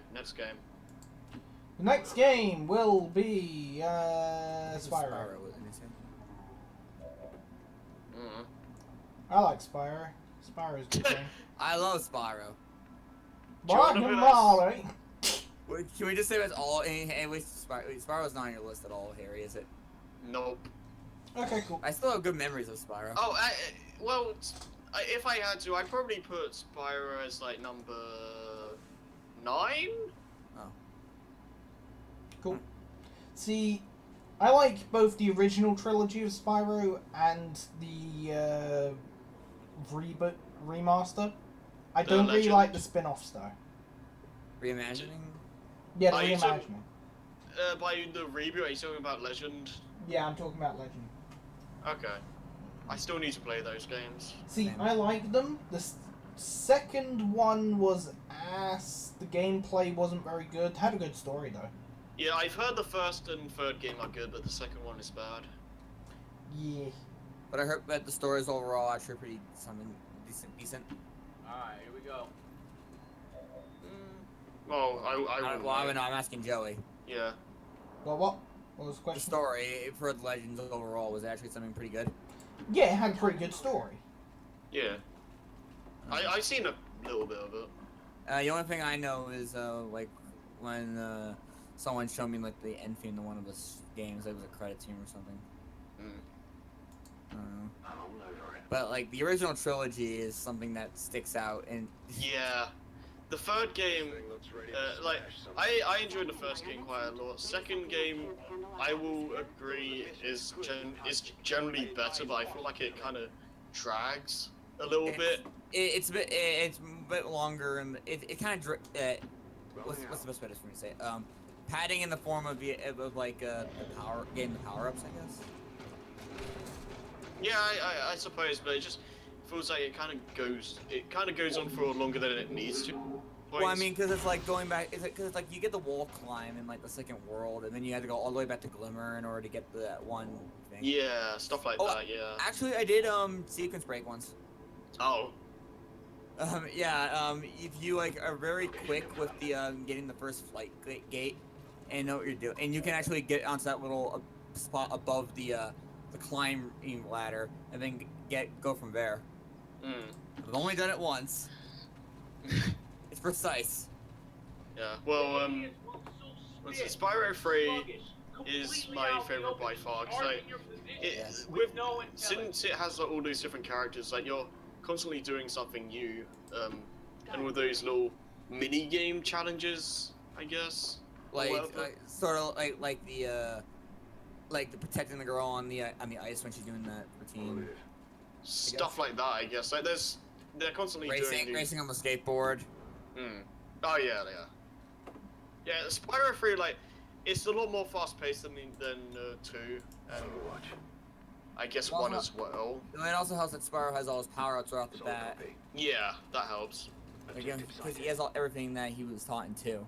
Yeah, it's probably just when you compare the 2 games, longer than 2, because the pace is a lot faster, it doesn't feel like that. And that's why I enjoy it a lot more. Yeah, there's a lot more to do in 3. Yeah. There have been times I've gotten lost in some of the level designs. I'm looking at what was that one where it's like where like you can control Sergeant Bird in the main part of it. The one with the rocket and it had the wolf dog. Something. I think it was something towers. I don't remember. It had like these rocket makers, and you had to like, destroy a statue at the end of it. Yeah. Also, so. Oh no! That was the level that had the bone dance again. Oh yeah. Yeah, I love that they brought that back. Anyways, Joey, this was your franchise, so you can. You cut out for a second, but yes. Yeah. I enjoy the characters a lot. Yeah. I'm trying to focus on XCOM while you guys are doing other things. Yeah, I don't blame you. I'm getting. Yeah. Like how like I was doing how the Kingdom Hearts Let's Play was going with me and Harry. Rayman. My mind is all over. Yes, Rayman. Let's go back to that. Crossover, holy. No. I was just Rayman and Skylanders. No, because Jerry mentioned characters like Spyro 3 especially. I love the characters in that game. Break it. Alien. Because I only have who's rockets for? Why don't you just use those break out? Because I only have limited ammo, and I want to save them. Well, this. Anything? Yeah. Anything else to talk about Spyro? Well, there's the Like, I remember. Dragonfly Hellland Island. Thank you for releasing me. Bringing up dragonflies. Yes, Spyro 3's dragonfly minigames. I love that. What? And like, after you beat each world, you can go back and find the spark sign and do that little thing with sparks, and then you get a power up. Yes. Oh, those mini. Yeah, that was cool. Yeah, it does a nice little incentive. And like, doing the last one will help you find the remaining gems. Yeah.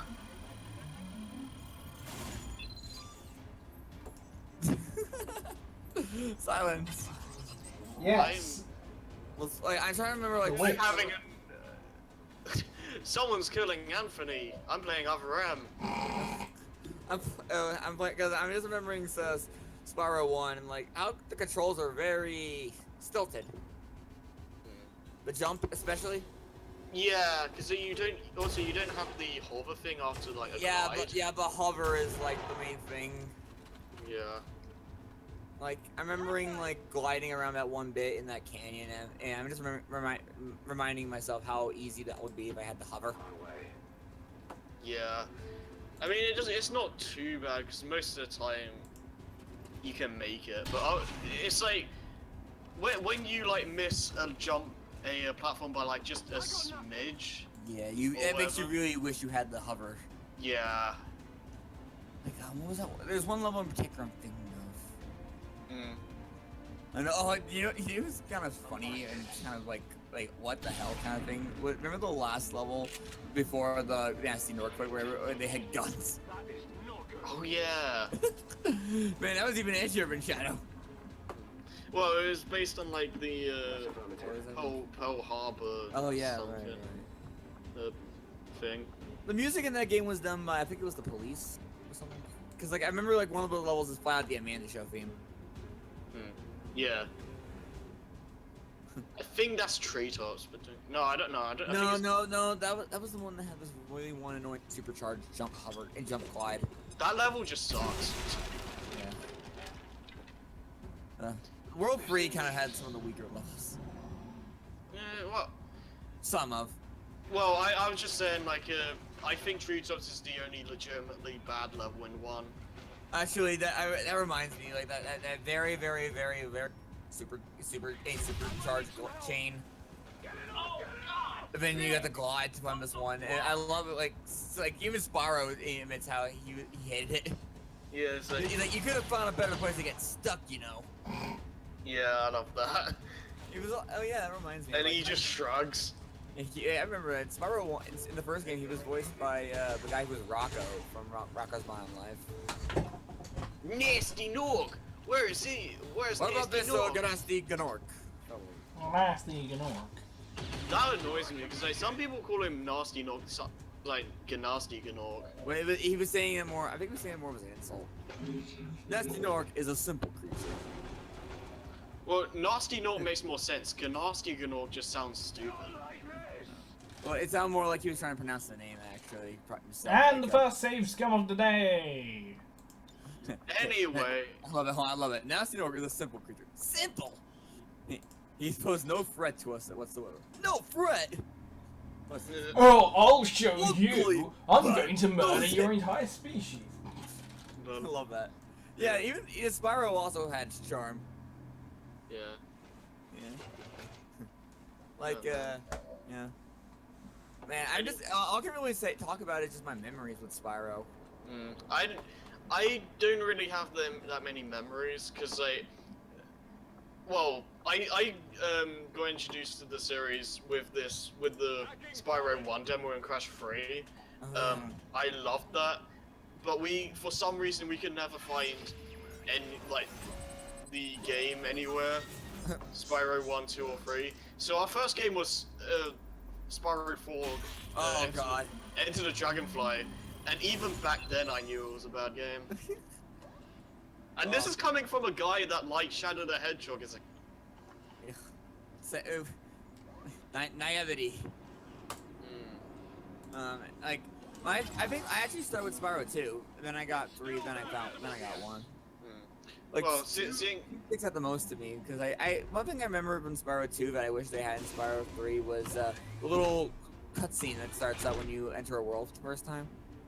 oh yeah, that was really cool. Yeah, they're only like 10-15 seconds long, but I still appreciate it. Give you an idea what's going on. And then you see like an outro cutscene when you leave. Yeah. I also liked how like one of the levels is like it was like you were holding up these birds and against these weird creatures in a war, and then there's another level in the same world where you do the opposite. You help the other side. Yeah. I like that stuff. I wish people were actually watching the stream. Yeah. Because this is a legitimately interesting conversation. Spyro 2 also, I'm remembering with the something with the main cutscenes is like I remember they had a bit of an audio issue slightly. Like I remember like everyone's like sounds were really exaggerated. Yeah. Stepping off.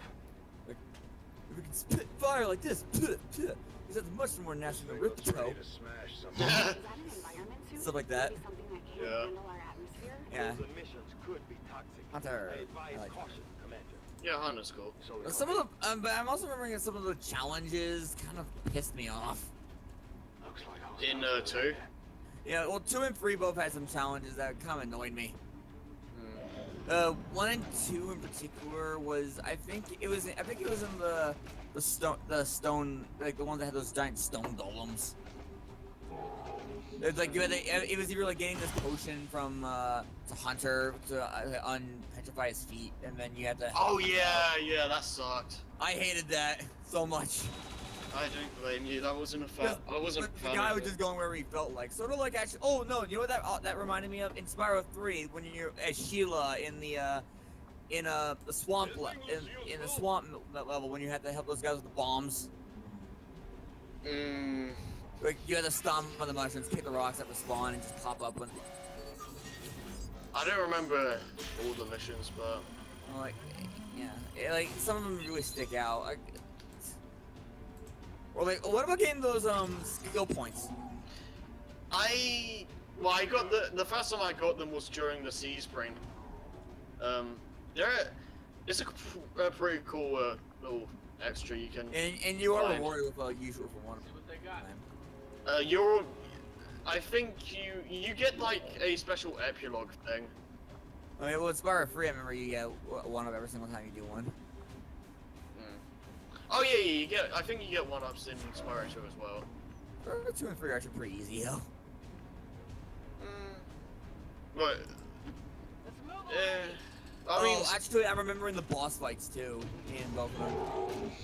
yeah. Like in one, they were just kind of mooks. The In Spyro two- 1's bosses were just flat out terrible. The funny, the sheep one was kind of funny, just what it was. Yeah. I think Spyro 2 did a better job with the bosses. Yeah, like even though crushing Gulp weren't too hard. Yeah, but Ripto though. they're so much more memorable than all the other guys in 3. Well, yeah, they're kind of. But I remember one boss in 3 in particular annoyed the fuck out of me. It was the second one. The one that had the gun and. For some, or it was either that one or it was either the third one with where like you know Bentley helping you. Because they were moving around. They were moving around a lot. Cause like, one of them really hurt. Yeah, and the final boss just it's nowhere near as satisfying as Ripto's fight. Yeah. Then there's Spyro 4. Spyro, yeah. I wish it was better than it was. I wish it was finished. Like the game wasn't even finished. No, it wasn't. It was supposed. Nasty Nog was meant to be there as well. Yeah. But it's a glitch fest. You even see it in the epilogue in 3. Like, you get all the skill points and all that, and get that.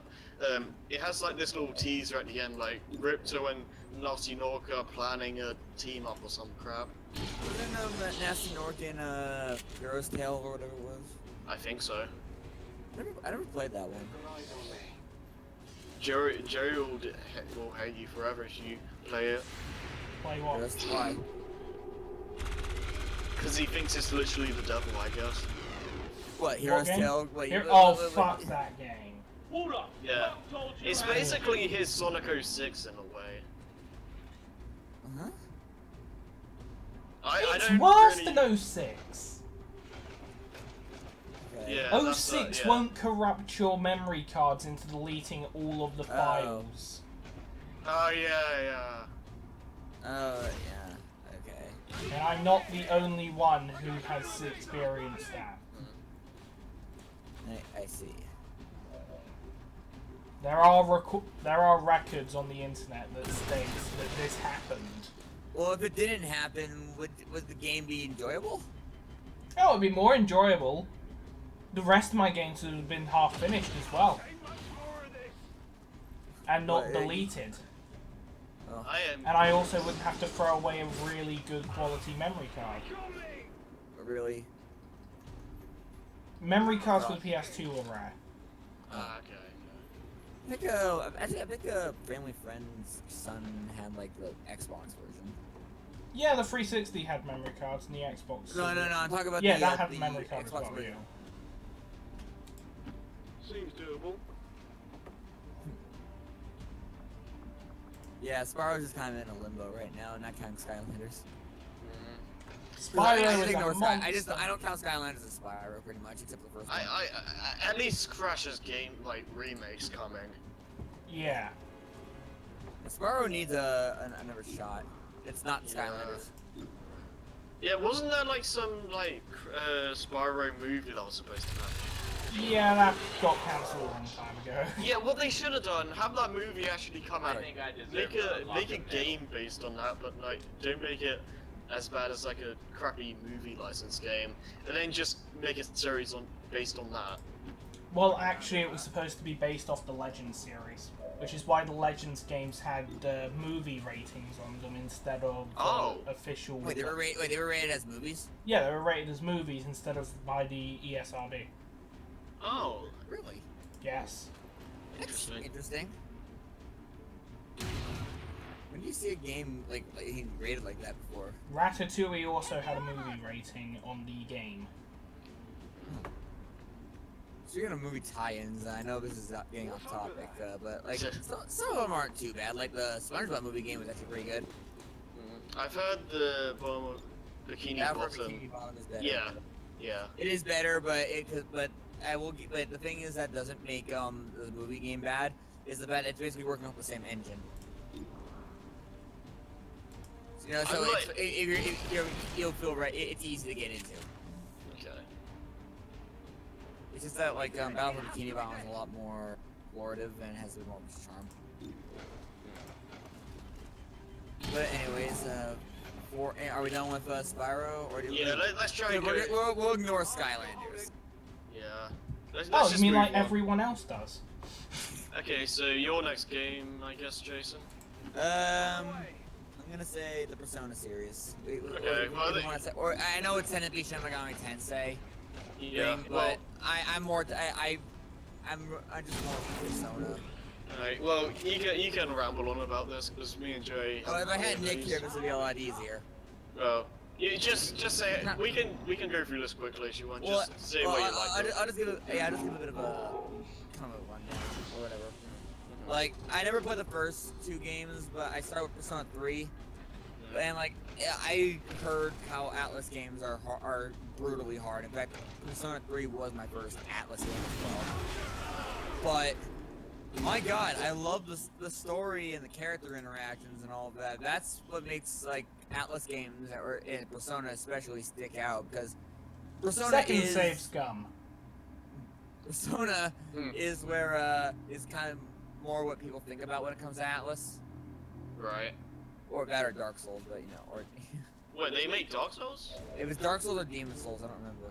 Well, I think I have to look that up, but Regardless, yeah, the challenge of it all. It's such a hard game too, because like, but I just want to keep going. You want to see more stuff happen, because like just getting closer to the characters makes you stronger in the gameplay when you do the fighting. It's just a really good mix of the everyday interactions plus the bizarre story they want to go with. And this goes on like Persona 4 and Q and on their little spin-offs and all that such. Not much I can really say without someone else agreeing, knowing what I'm talking about. Yeah, I'm just kind of listening to this one because, like, yeah. But you just gotta know that if you're gonna play these games, you really gotta commit yourself to it because they're long. They are long RPGs. Okay. Okay, then. What's your fourth then?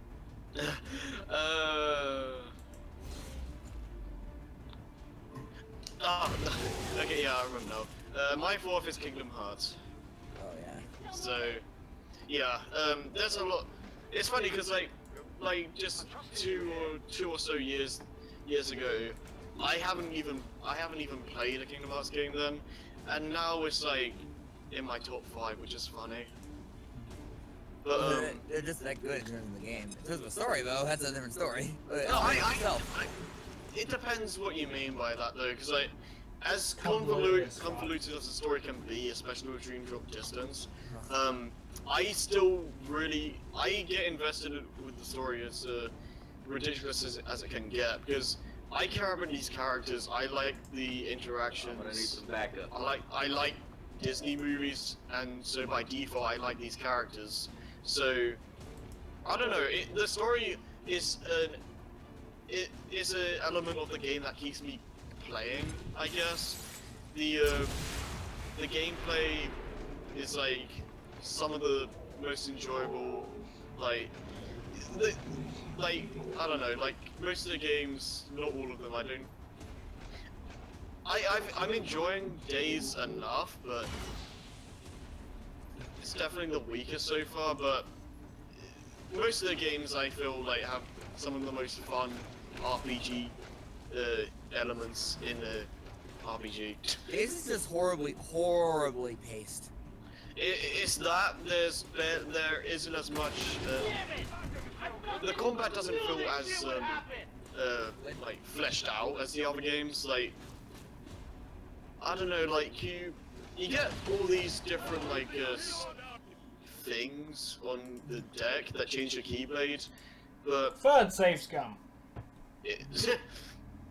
it's like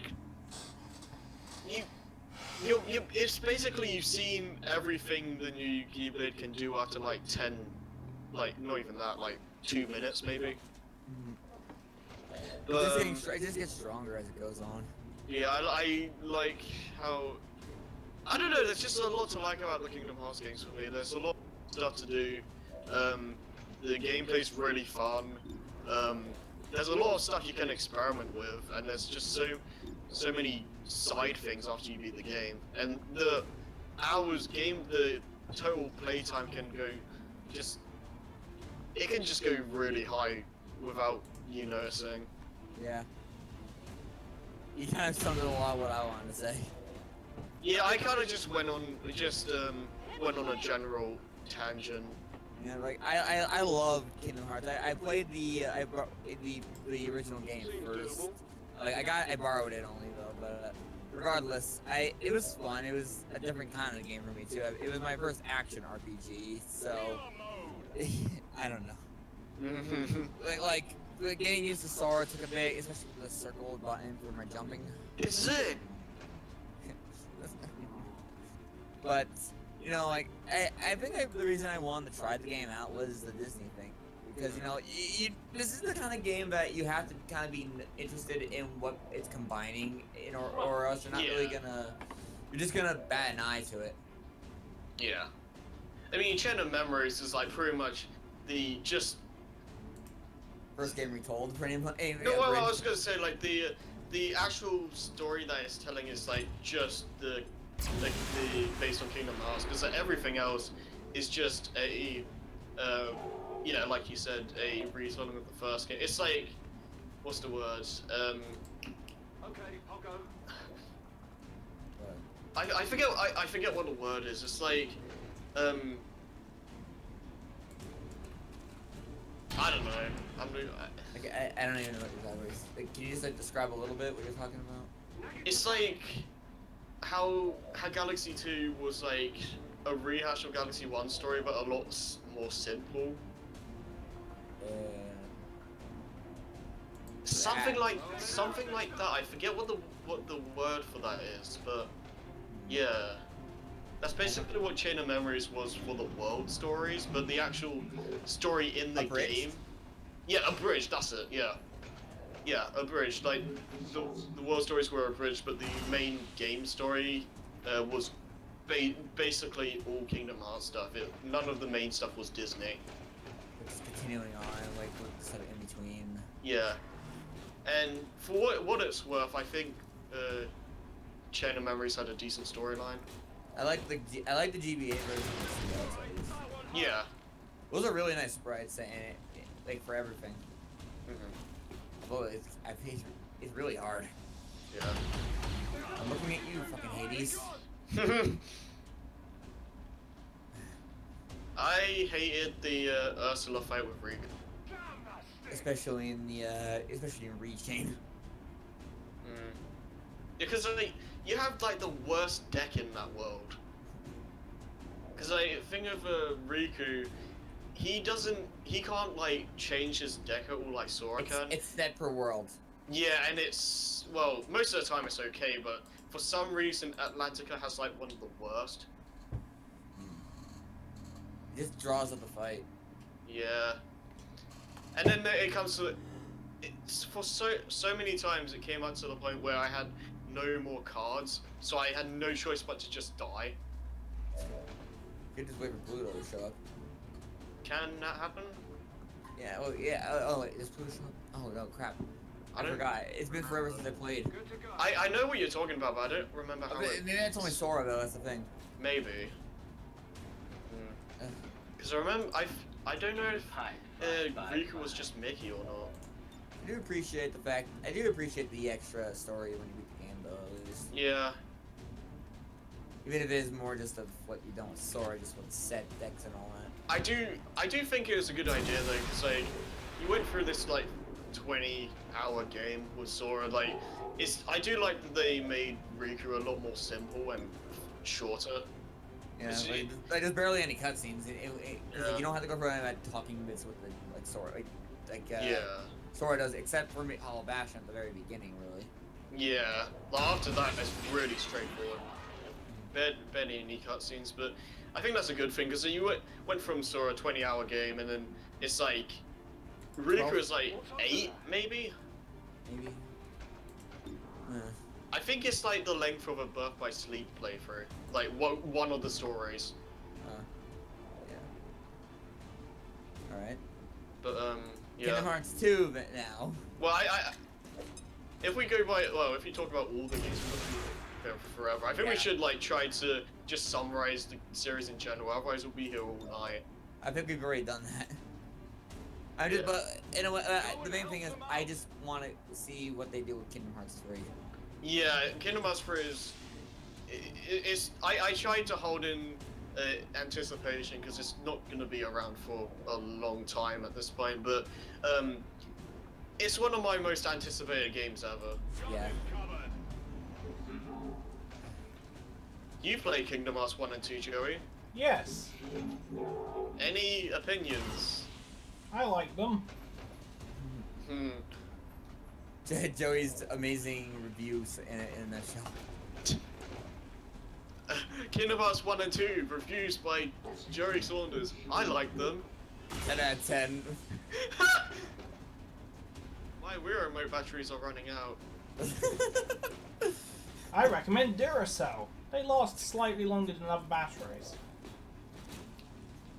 I was at home feeding the kids. What were you doing? What were you doing at our plant? I was doing up Duracell batteries. Oh, Omar. I do love that in Pikmin 2, how they're actual things from real life. Yeah, and depending on the region and all that too, they changed some stuff up. Well, according to Conroy. I didn't know that. According to Conroy, a couple of things get changed depending on the region. Okay. That's interesting. Anyways, though, if we're done with Kingdom Hearts, on to the next game. Yeah. Or franchise. Let's see, 3 next. Okay, right? Yep, third game. Alright, Joey's then. Ratchet and Clank. Oh, okay. I never played Ratchet and Clank. I put the PS4 remake on my Christmas list, so maybe I'll get that. I don't know. One of them was the movie any good? We never went. Yeah, we didn't go. But I've heard the game based on it is like amazing. The best I've seen was the completions video. Yeah, I think I saw that. Yeah, Anyways, well, Joey, just talk about Ratchet and Clank. Right. Before you do one thing I love the variety they give in weapons and things. Yeah. No game does that better than any other game. Okay. Oh yeah, I love the Rhino. Yes, the Rhino. Especially, I think was it the Future series that had the band play the 1812 Overture? Oh yeah. Oh yeah. That's when you're using that super powerful weapon, aren't you? Yes, the Rhino. That's the Rhino. Yeah. I thought you were talking about a character. I know it's the Rhino because they did that in PlayStation All Stars. Sure thing. Yeah. Mm. Oh yeah. I haven't played that game in like a year and a half. I don't own PlayStation All Stars, but I played a couple friends' houses. I love the hit over there. It's a fun game for like an hour or so. But it gets old fast. Are we talking about All Stars? All Stars, yeah. Alright, back to Ratchet and Clank. Yes. I think the third one has the strongest story. Strongest story? Yes. What do you think has the best gameplay of them? They've got friends. I'd say 2. Oh. What about the Future series? All remaining enemies and secure the AO. Commander, the data tap has been destroyed. We've lost whatever information it managed to pull from the What was the take- question? Were you just not listening? No, I'm playing XCOM. I said, what about the Future series? Never played it. You haven't played them? Nope. Oh. Well, that was a topic. Yeah! Are we done with Ratchet and Clank? Yeah, I pretty don't much. have anything to If say. no one knows anything about Ratchet and Clank, all I can really do is summarize it and say they're good games, I like them. Pretty much the same review I've given for all of these games. Well, I've seen a bit of the Super Gamer Brothers Let's Play, and I like the banter, the talking. It's very fast. Oh yeah, I've Yes, seen a they're bit of very the witty. playthrough. I've seen a bit of that. Everyone has something to say, you know. Yes. Rip ya a new one. So if we're done with Ratchet and Clank, Jason? Actually, I was gonna say Kingdom Hearts. Oh, okay, so we can just go to mine now, I guess? Unless you Yeah. have another game. Or you want to talk more about it. No, I'm good. Okay, fine. Fair enough. Because actually, I think it's a list at this point for me. So, yeah, my next 3 franchises are going to be very obvious considering my username and all that.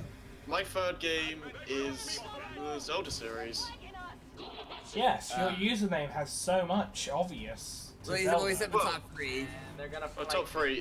Zelda, well, it gets more and more obvious for me. Zelda Yeah, has been Zelda's your name now. Super Zelda, Mario. Mario is Sonic Lover. I don't know. Let's get it. I don't know, but either way, grew up with Ocarina of Time, really enjoyed it. I love mainly the 3D games. Like the 2D games, it's another thing with me appreciating them more than me liking them. I mean, I like Link to the Past fine enough. But I've never finished it. I haven't finished it. I just got lost. I don't necessarily hate Zelda 1 or 2, but they do a lot of things that I really don't like. Their age has shown. Their age has shown. I appreciate what they did though, and I don't know. I have decent fun with them, but it's when it gets ridiculously hard when I start to get annoyed, especially in Zelda 2. So Yeah, you can't deny that there's still classics to this day, but they're still kind of hard to go back to. Yeah, and like just with the 3D games though, there's like almost nothing that can rival my excitement for when a new Zelda game gets announced and like releases and all that. Yeah, my first Zelda experience was well, actually, I think I tried Majora's Mask for like a few minutes, but of course I got stuck at the point where everybody got stuck the first time. Yeah. You know, I couldn't get past the Deku scrub parts event. Yeah. It put it down for like forever. Majora's Mask for a lot of people, it's like you play it once, you get confused, don't really like it, then you play it again, and then most of the time you enjoy it. Yeah, it's a game you really need to it's a game better played in your later years, I think, actually. Yeah, because easier to have an understanding. Yeah, because now if I sat down and thought about it, Majora's Mask would probably be my favorite in the series. It's up there for me, but it's not my favorite. Yeah, my favorites have always been Wind Waker, Majora's Mask, and Skyward Sword. Yes, exactly. Contrary to popular opinion. Yeah, Wind Waker. What? You don't share the same opinion as the majority? Wind Waker. Yeah, Wind Waker was my first actual like go with the 3D games, and it was my first, I would say, my actual 3D Zelda. You know, because I've only just tried Majora's Mask at someone else's place. Yeah. But I actually got stuck at Forsaken Fortress because I'm still ass at stealth. But today, I mean, now Forsaken Fortress is nothing. Yeah. But you know, back then I just. But after I got past that, my God, I fell in love with the game. Yeah. Like, the art style is so rich. Everything's so bright. You know, it's a big open ocean, but that kind of makes the real world feel bigger. Yeah. Like going to a new island and all that, and even today, even with the HD version, it still looks amazing today. Yeah. The GameCube version. I don't have the HD version, but the GameCube. And it really shows when you look at both Wind Waker and Twilight Princess HD, like how much better the Wind Waker have aged. Yeah. So that's what happens when you make a cartoony game as opposed to a realistic one, because like as time goes on, the realistic one is gonna age a lot worse. Yeah, it's easier to compare it, I'd say. Yeah. Why do you think everyone's trying to remaster their hyper-realistic mega games? Pretty much. Well, like, I know, like, Ocarina of Time is the magnum opus of the series, according to the fan base. First of all, I don't like that term. Secondly, it's my least favorite 3D Zelda Ocarina of Time. I mean, I don't think it's a bad game. I will never say that. Yeah, but I feel like it's just, its time has come. It's already gone. It's sort of like I would say with Melee, honestly. In a sense, I guess. Like I think the problem is the fact that since you played it last, you saw the improvements. The age was a lot more noticeable to me. Yeah, because like you play the other games, you noticed how the game. So the Ocarina of Time isn't gonna leave you with the same impact as like other people. Yeah. So, like, for me, like I remember like when me and my siblings played it, we were stuck on the freaking Deku tree for the longest time because we couldn't find out how to like burn some cobweb. We didn't know we could just duck and burn it like that. And then for the longest time we thought Ocarina of Time was just like this really boring game that was just like you're just in this forest and all that. And then I don't remember how we reacted like point for point, but we were pretty blown away when we found out how big the game actually was, and that was just an amazing experience. Yeah, I still had fun with Ocarina of Time. Like I did enjoy like most of the dungeon designs and all that stuff. And I will say it's also in terms of its start, it's also one of the best in that regard.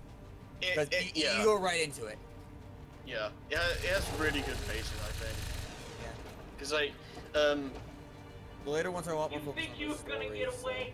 Yeah, like I think when it comes down to it, Twilight Princess is the overall better designed game, I think. But with just the pacing and just all the dungeons, I feel are more it's a lot more streamlined. It's easier to go through, and that's kind of why I slightly prefer Ocarina to Twilight Princess. Just slightly, because after playing the HD remake for Twilight Princess, it's made me appreciate the game more than my first playthrough. So I will say that I like it more than I did back then. Not a problem. Joe, you have anything to say? I like The only Zelda game that I really played was Link's Awakening. Oh yeah. Oh, I never played that actually. It's a very good game. Yeah. What I've heard. And it has a bunch of like Mario and Kirby enemies, doesn't it? Yes. Isn't Kirby himself one enemy or something? Is he? No. I guess the dream. I know the dream world. I love that there's a change on the thing. Well, hey, hi Wart. Oh yeah, isn't he in the game? Yes, there is a chain chomp. You need Oh, him wait. to get into the second dungeon. Well, do you know who Wart is first off? Yes, I know what a chain chomp is. It's the black No, thing no, on no, the no, not No. no. Wart. Wart. The Yeah, frog, the frog final boss from Mario 2. No. Okay. Well, I swear he's in there. yeah, I swear he's in there somewhere. Well, it's a dream thing. Yeah, that would make sense. Probably why the Kirby enemies are there. Yeah, while we're talking about this, I'm just wandering around some random desert, wondering where I'm supposed to go. Are you still in the middle of a ram? Yeah. Bunch of sandworms. Anyways, Metroid isn't even on. Unless. Yeah. Breath of the Wild, like, that's probably my most anticipated game ever. At the moment, anyway. Yeah, even more than Kingdom Hearts 3. They're both around the same ballpark. I'd probably say Zelda a little bit more because of how much expectations there are for Breath of the Wild. Like Kingdom Hearts 3 is already more open from what we've seen, but when it comes down to it, we know the general gist of how it's gonna work, I suppose. With Breath of the Wild, it's a lot more up in the air, so that's why it's more exciting for me. I can't wait. I'm not. That's not my reason for getting a Switch. Aim for the Switch when it eventually comes out. But It's one of the reasons for me, but it's not the reason. Yeah. I'm just more looking forward to what comes out. Yeah. I like the surprise of what's going to be. Yeah, I think I'll just leave the Zelda talk there, because if we talked about every single game individually, we'll be here forever. Yeah. Okay then. It was Joey's 2. Joey, we're number 2 now. Right. Okay. So Crash. It was Spyro, Ratchet and Clank. Let's say Halo. Fair enough. I like the Halo games. Like every other game that I have said, the first thing I've mentioned is the fact that I have a liking toward these things. I'm probably going to say number 1 I like as well.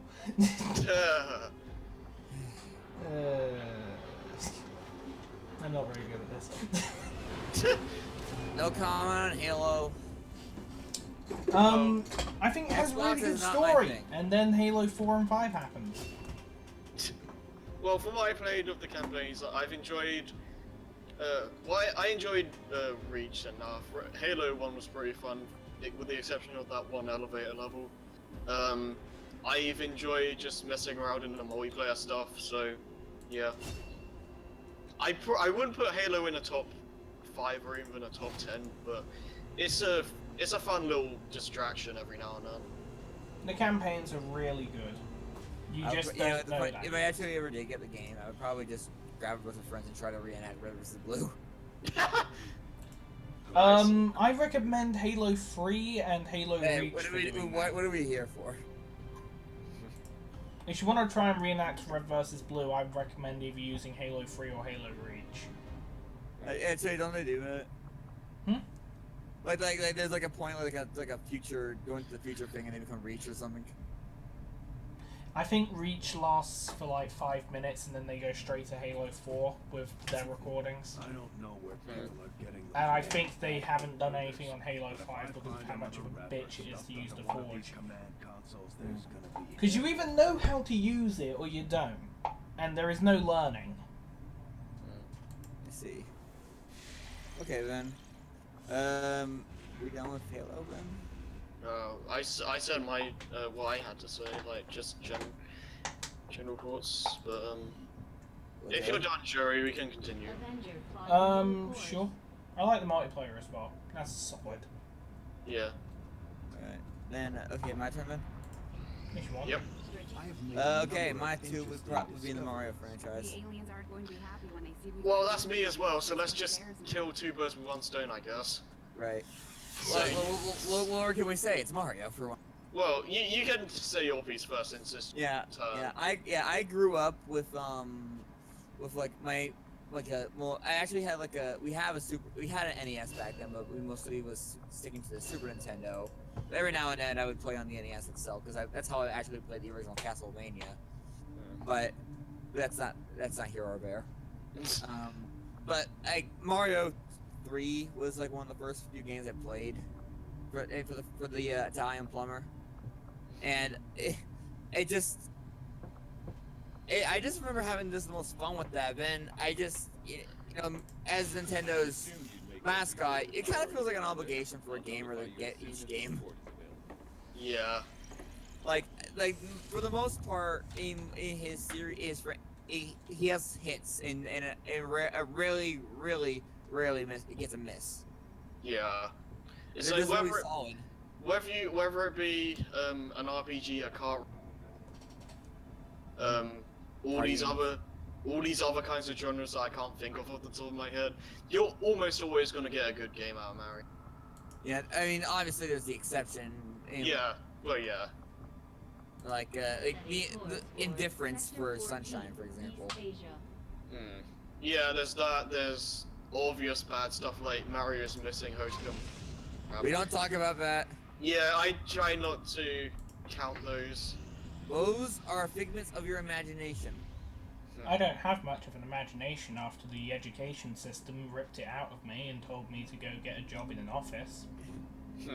Well, that's still a bit of imagination, and it's not in there.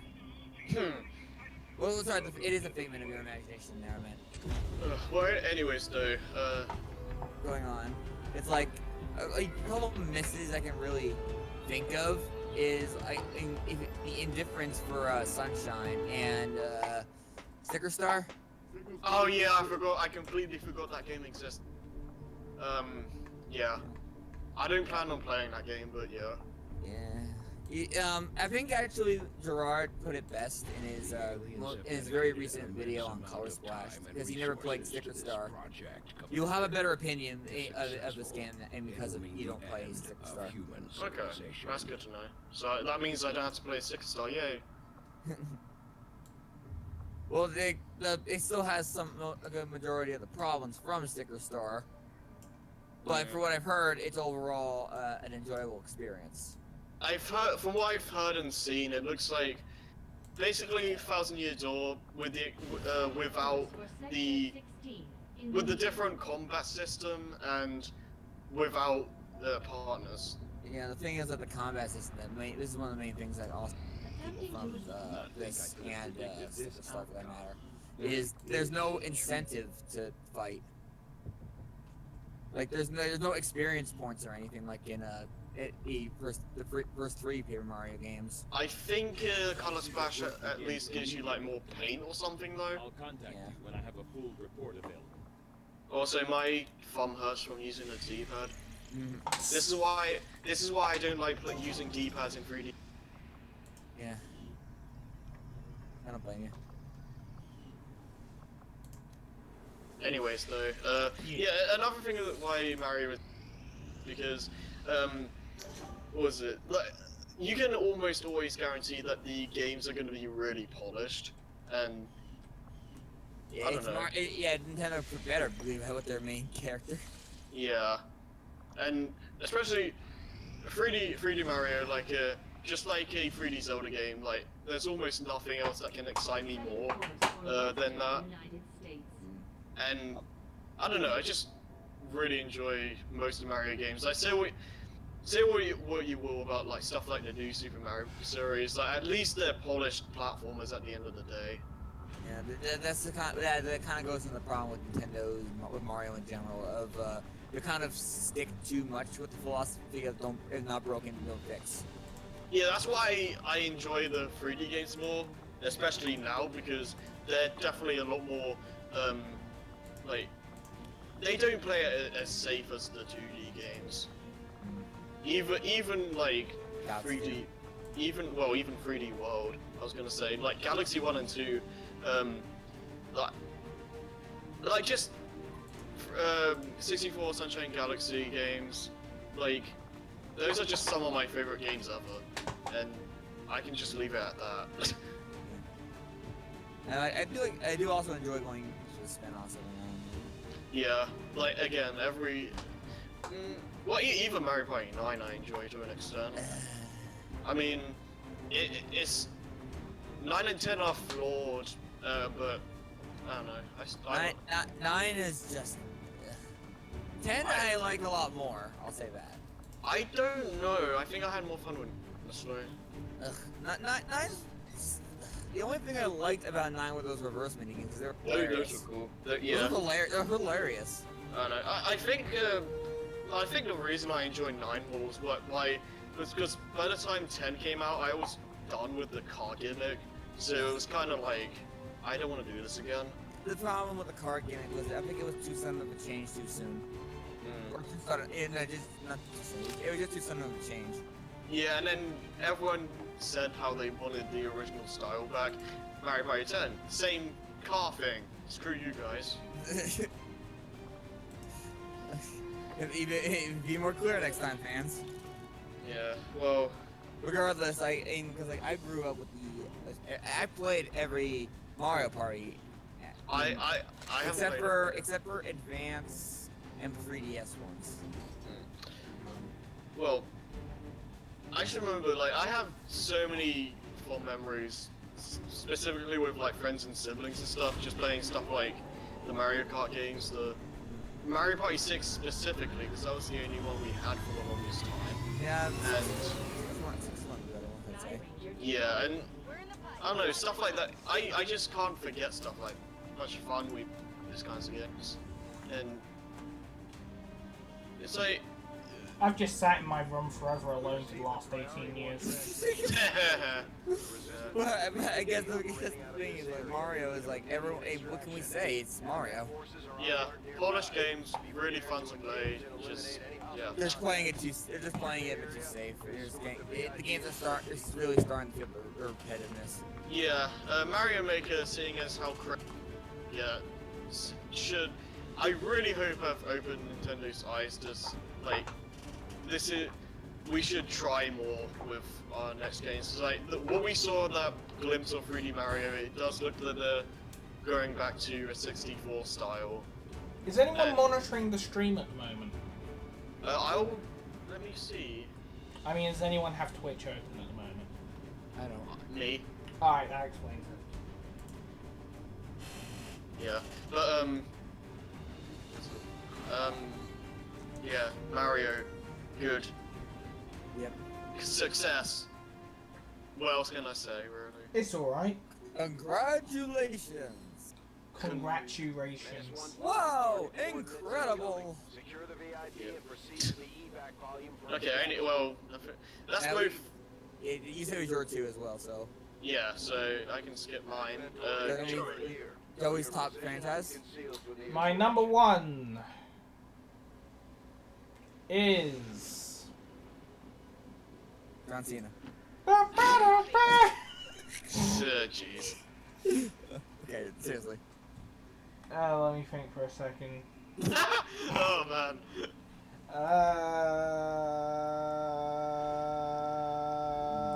Let's say Fallout.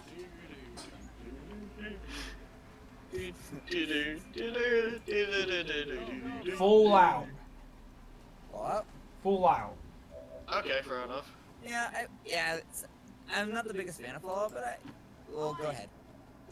Right, I have literally played every Fallout game. Oh.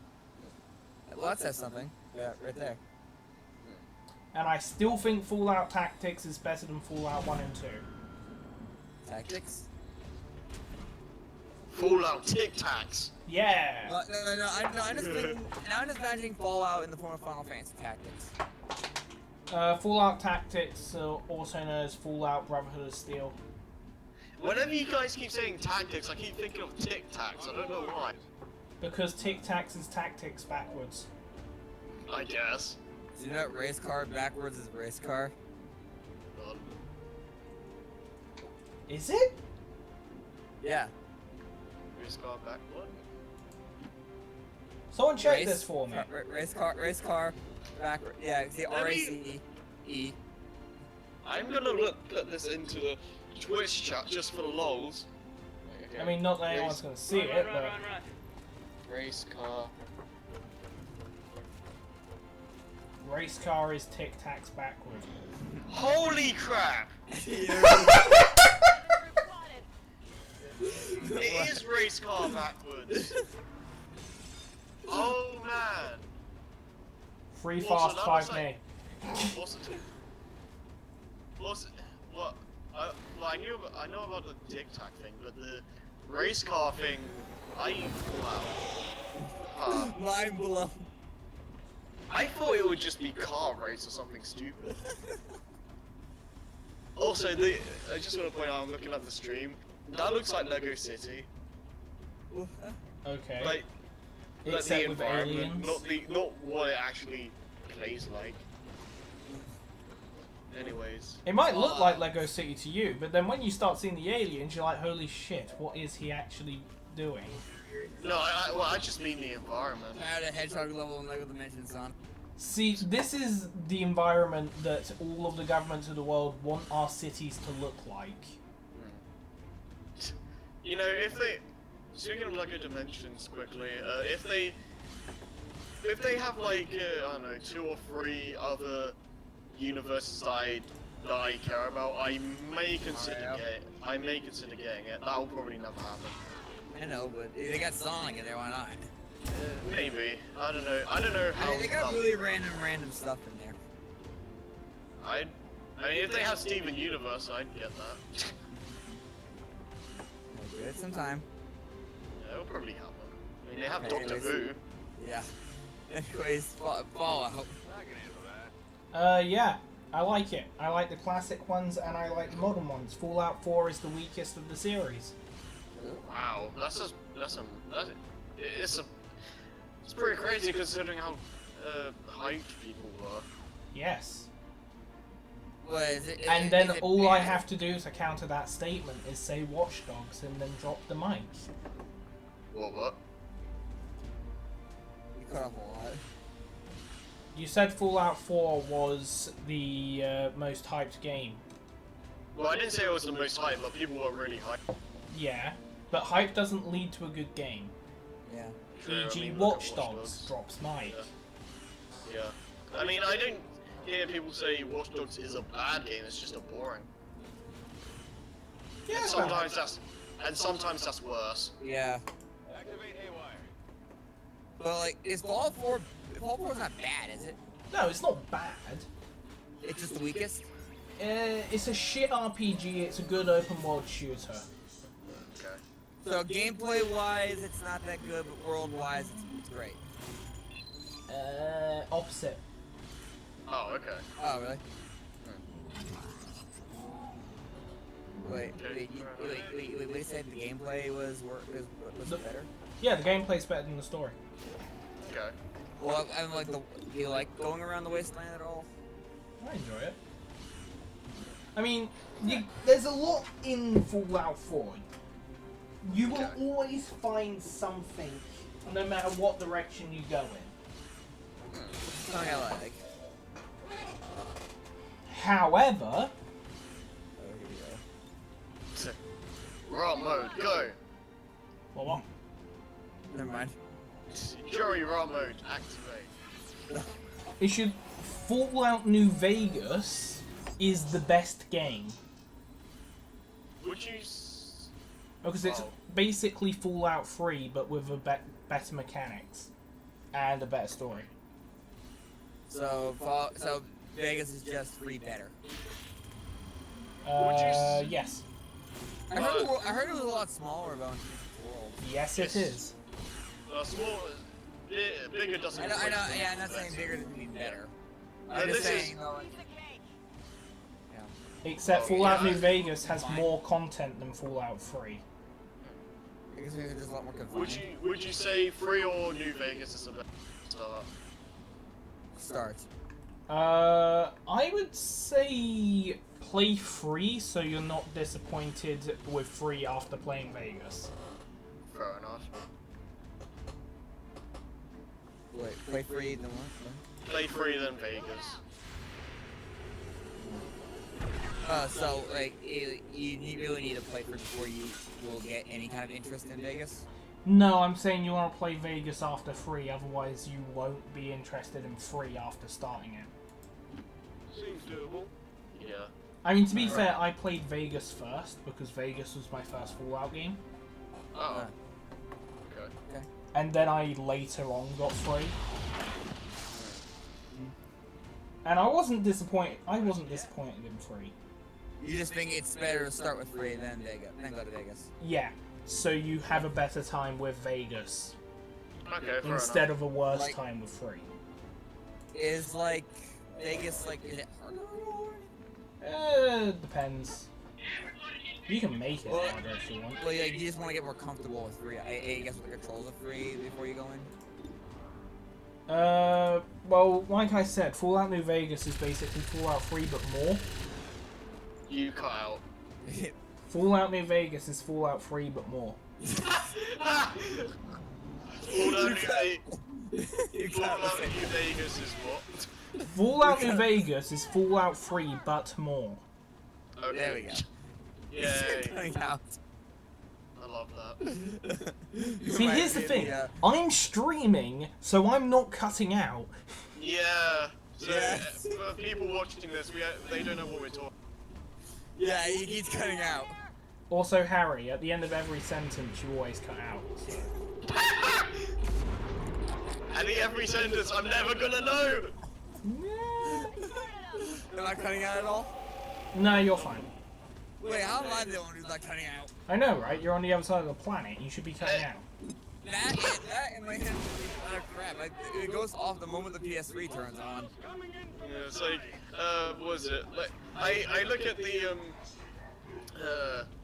streams after we're done, and then I'm just like, oh, so that's what Jerry was actually saying. Okay. Wait, Joe was actually talking when we thought he was being silent? Yeah, you're right. Yes. Yes, I was. Alright, well, are you done with is that- Fallout? Am I done with actually- Fallout? actually, I'm actually, I never should done ask- with Fallout. Actually, I should ask something. What is it about Fallout over any other franchise that makes it stick out for you as number one? It's a good one. Oh, it's not my number one. That was just in any order. Oh, You're just going on the random games you like? Yeah. Okay. because I'm kind of going on a list that way. I'm the only one that's actually doing this how I I'm kind of doing it. My opinion is kind of dagging. But like I like big open worlds like that. That Bethesda is admittedly good at, except for its programming because it's glitchy. Yeah. Oh yeah. If you want to fall through a floor, then go to the rocky edge up at the north of Vegas in Fallout New Vegas, and just run around there until you fall through and die. Or go to Skyrim. Yeah. Yeah. Yeah. Is that all you have for Fallout?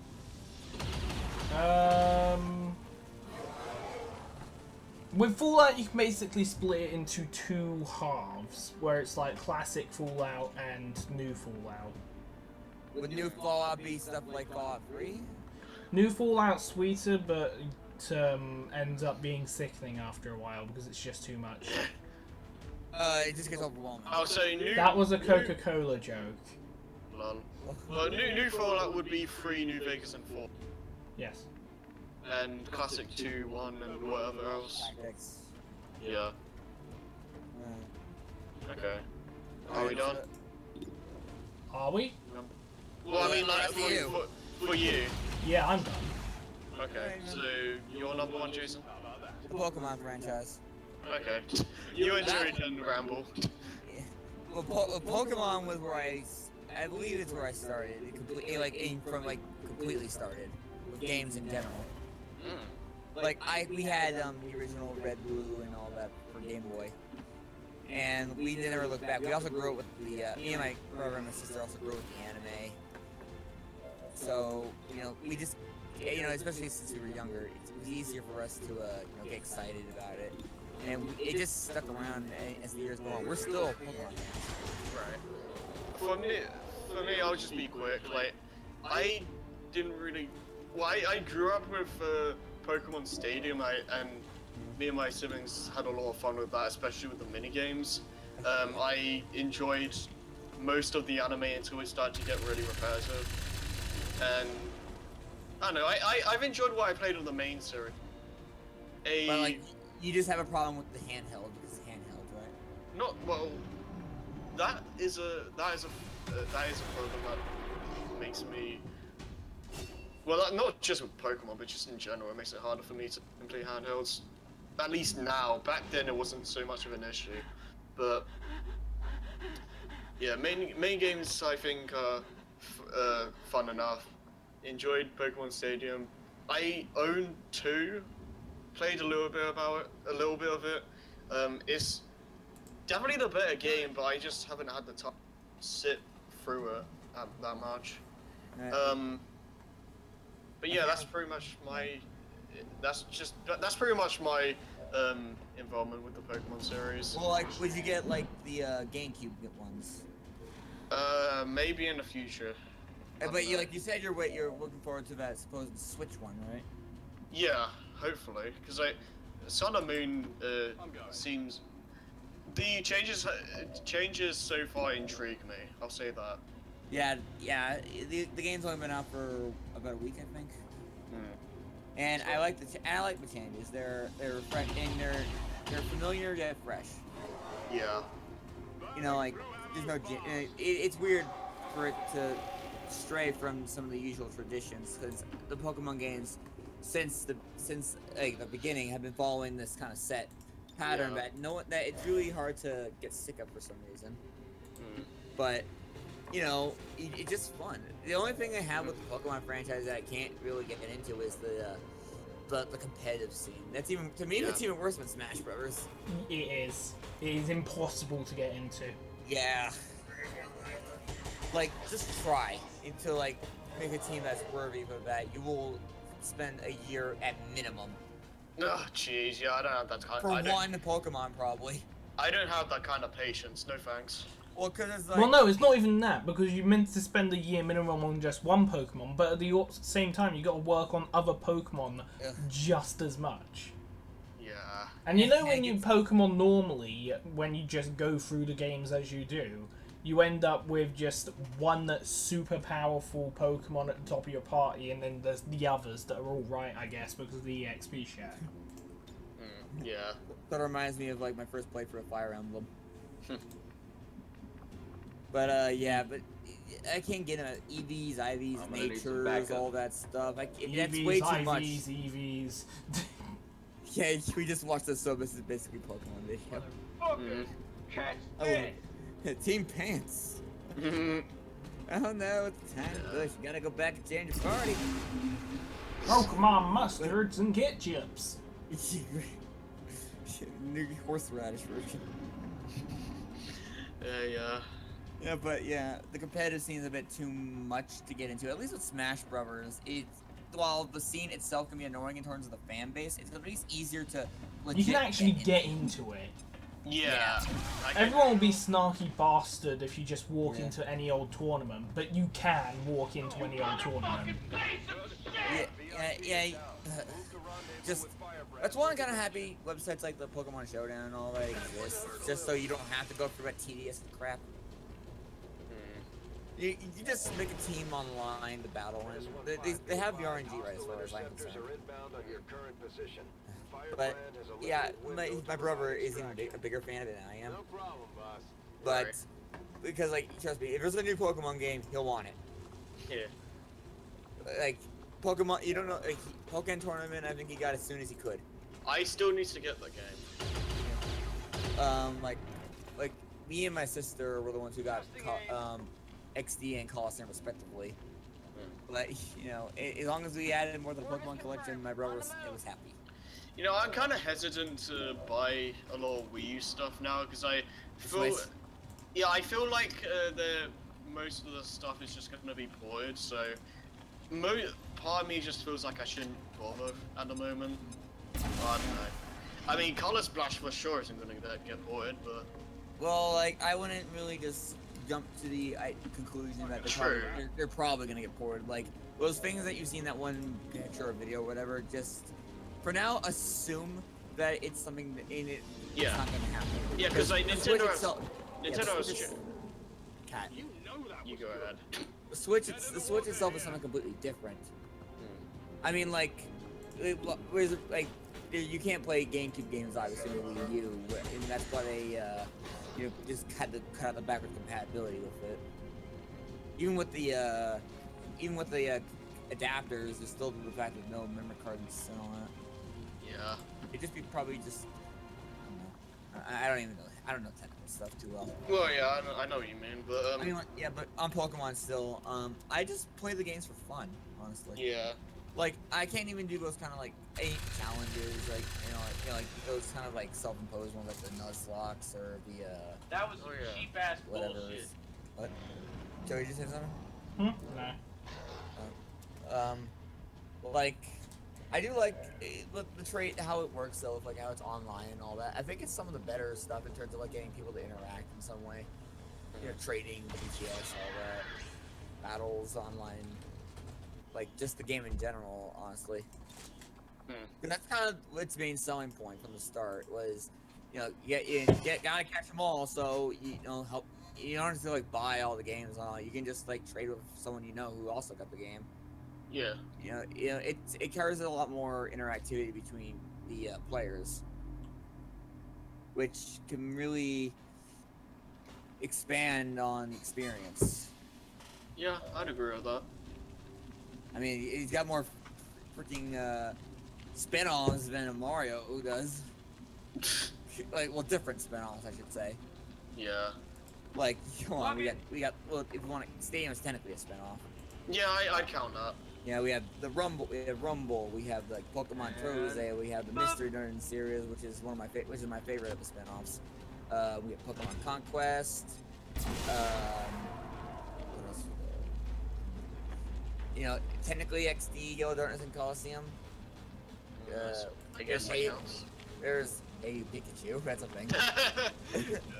Which we still got that, by the way. You know, there's so much to Pokemon. Yeah. That it's kind of, and for some reason, like I said, there's more of it than probably like Mario in some sense. You know what I mean? Well, I'd say the main series comes out more frequently. Yeah, but you can tell there's a lot more. I don't want to say love put into it than Mario nowadays. Well, Mario's just playing it safe now, still, for now. Well, at the moment, I say with Sun and Moon's changing so much, I'd say it's what you said earlier? It's spicing things up. Spicing things up more than Mario is. Familiar yet fresh. Yeah, and it's probably something that the Mario developers should like even with pay attention to, I guess. Yeah, because like every game they're doing something different to spice things up so things don't get completely stale. Besides a new world. Yeah. Like when Gen 2 hit around, that's when they started doing the whole like they added genders, they added stuff, they added more to the world, they added like breeding and all that. then Gen 3 they added like special attack. Well, Gen 2 also had the special and physical split and all that. Gen 3 added abilities. Oh, Gen 2 also added items for the hold. Yeah, Gen 3 added abilities, and each one, in terms of a new region, anyways, is adding more Pokemon too. To add a lot more variety to your teams potentially. Aside from if you're doing professional gameplay. Me and Joey snarked about earlier. Yep. But yeah, Gen 4 had the special attack split in terms of the moves. So like Thunder Punch, even though Thunder Electricity was, because like in the first 3 games, Electric was special by default. Even something like Thunder Punch, even though it obviously sounds physical. Yeah. Or Fire was the same way, I think. But now it's based on what the attack is. You know, Okay. and they add more to like the trades and for trading evolutions, breeding, and all that. Things just keep advancing in the gameplay. Like Gen 5 then had it. What did Gen 5 actually? I know. I try to remember specifically what Gen 5 added because it's bugging me now. Yeah. But Gen 6 had a new typing for fairies and all that stuff. You know, they had the Mega Evolutions. Then like Omega Ruby Alpha Sapphire added more Megas to work with and changed things up. And I think they changed up how some of the abilities work too. Gen 7 is just is especially showing how it's straying from the traditions while still, I'd still say, acknowledging them. Right. Which is, like, as my brother one time joked, is way better than how Yu-Gi-Oh's handling it. Easy enough. But that's not something I want to talk about. Yeah, but yeah, I'm thinking even though I don't like watching animes and all, and the movies sometimes get kind of cringe-worthy. I'm looking at I think it was the Shaman movie in particular. No, not Shaman enough. It was a Gen 5 one. It was silent basically. By the way, who was voiced by Jason Griffith? You got no time. Oh. Okay. Because he's like a connoisseur for fucking everything. And that one just got stupid because he was like, I'm a lunchbox connoisseur. What? Exactly. This still gets stupid. Wow. But I think me, my brother, and my sister are gonna remain Pokemon fans to the end. I mean, I'm not like, even though like I still I still don't play a Pokemon game as often as I would say like going back to replay a Kingdom Hearts game because, you know, the problem with Pokemon games can be like the whole like single file thing. So Yeah. restarting is kind of a hesitant thing. Yeah. That's one issue of Pokemon games. Will do. Yeah, you know, it's an RPG and it's just you gotta get really. I think it still is pretty easy to get into, but once you get into the meta game, oh. Yeah, that's something I'll never do. Yeah, like I was saying though, I would probably play upper game franchises first, but I'll still think that Pokemon has the strongest place inside of my gaming career. All right then. Inside of your heart. I don't know. Are you done? Yep. Okay, so by no surprise by anyone in the world, unless it's like the first. Well, no, not even if this is your first time. Look at the watching. name of his channel. Yeah, Sonic.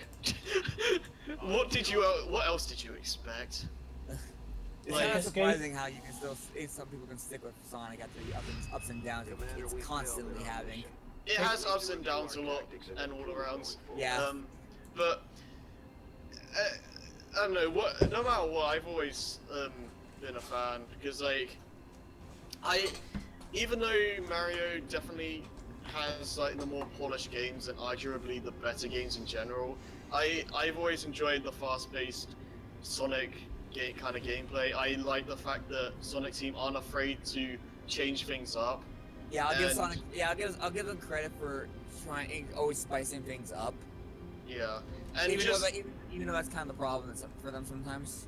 yeah, and Just I don't know, I've always just enjoyed the games as unpolished as some of them can be, and like there are some blatant problems that the Sonic games have, just in general.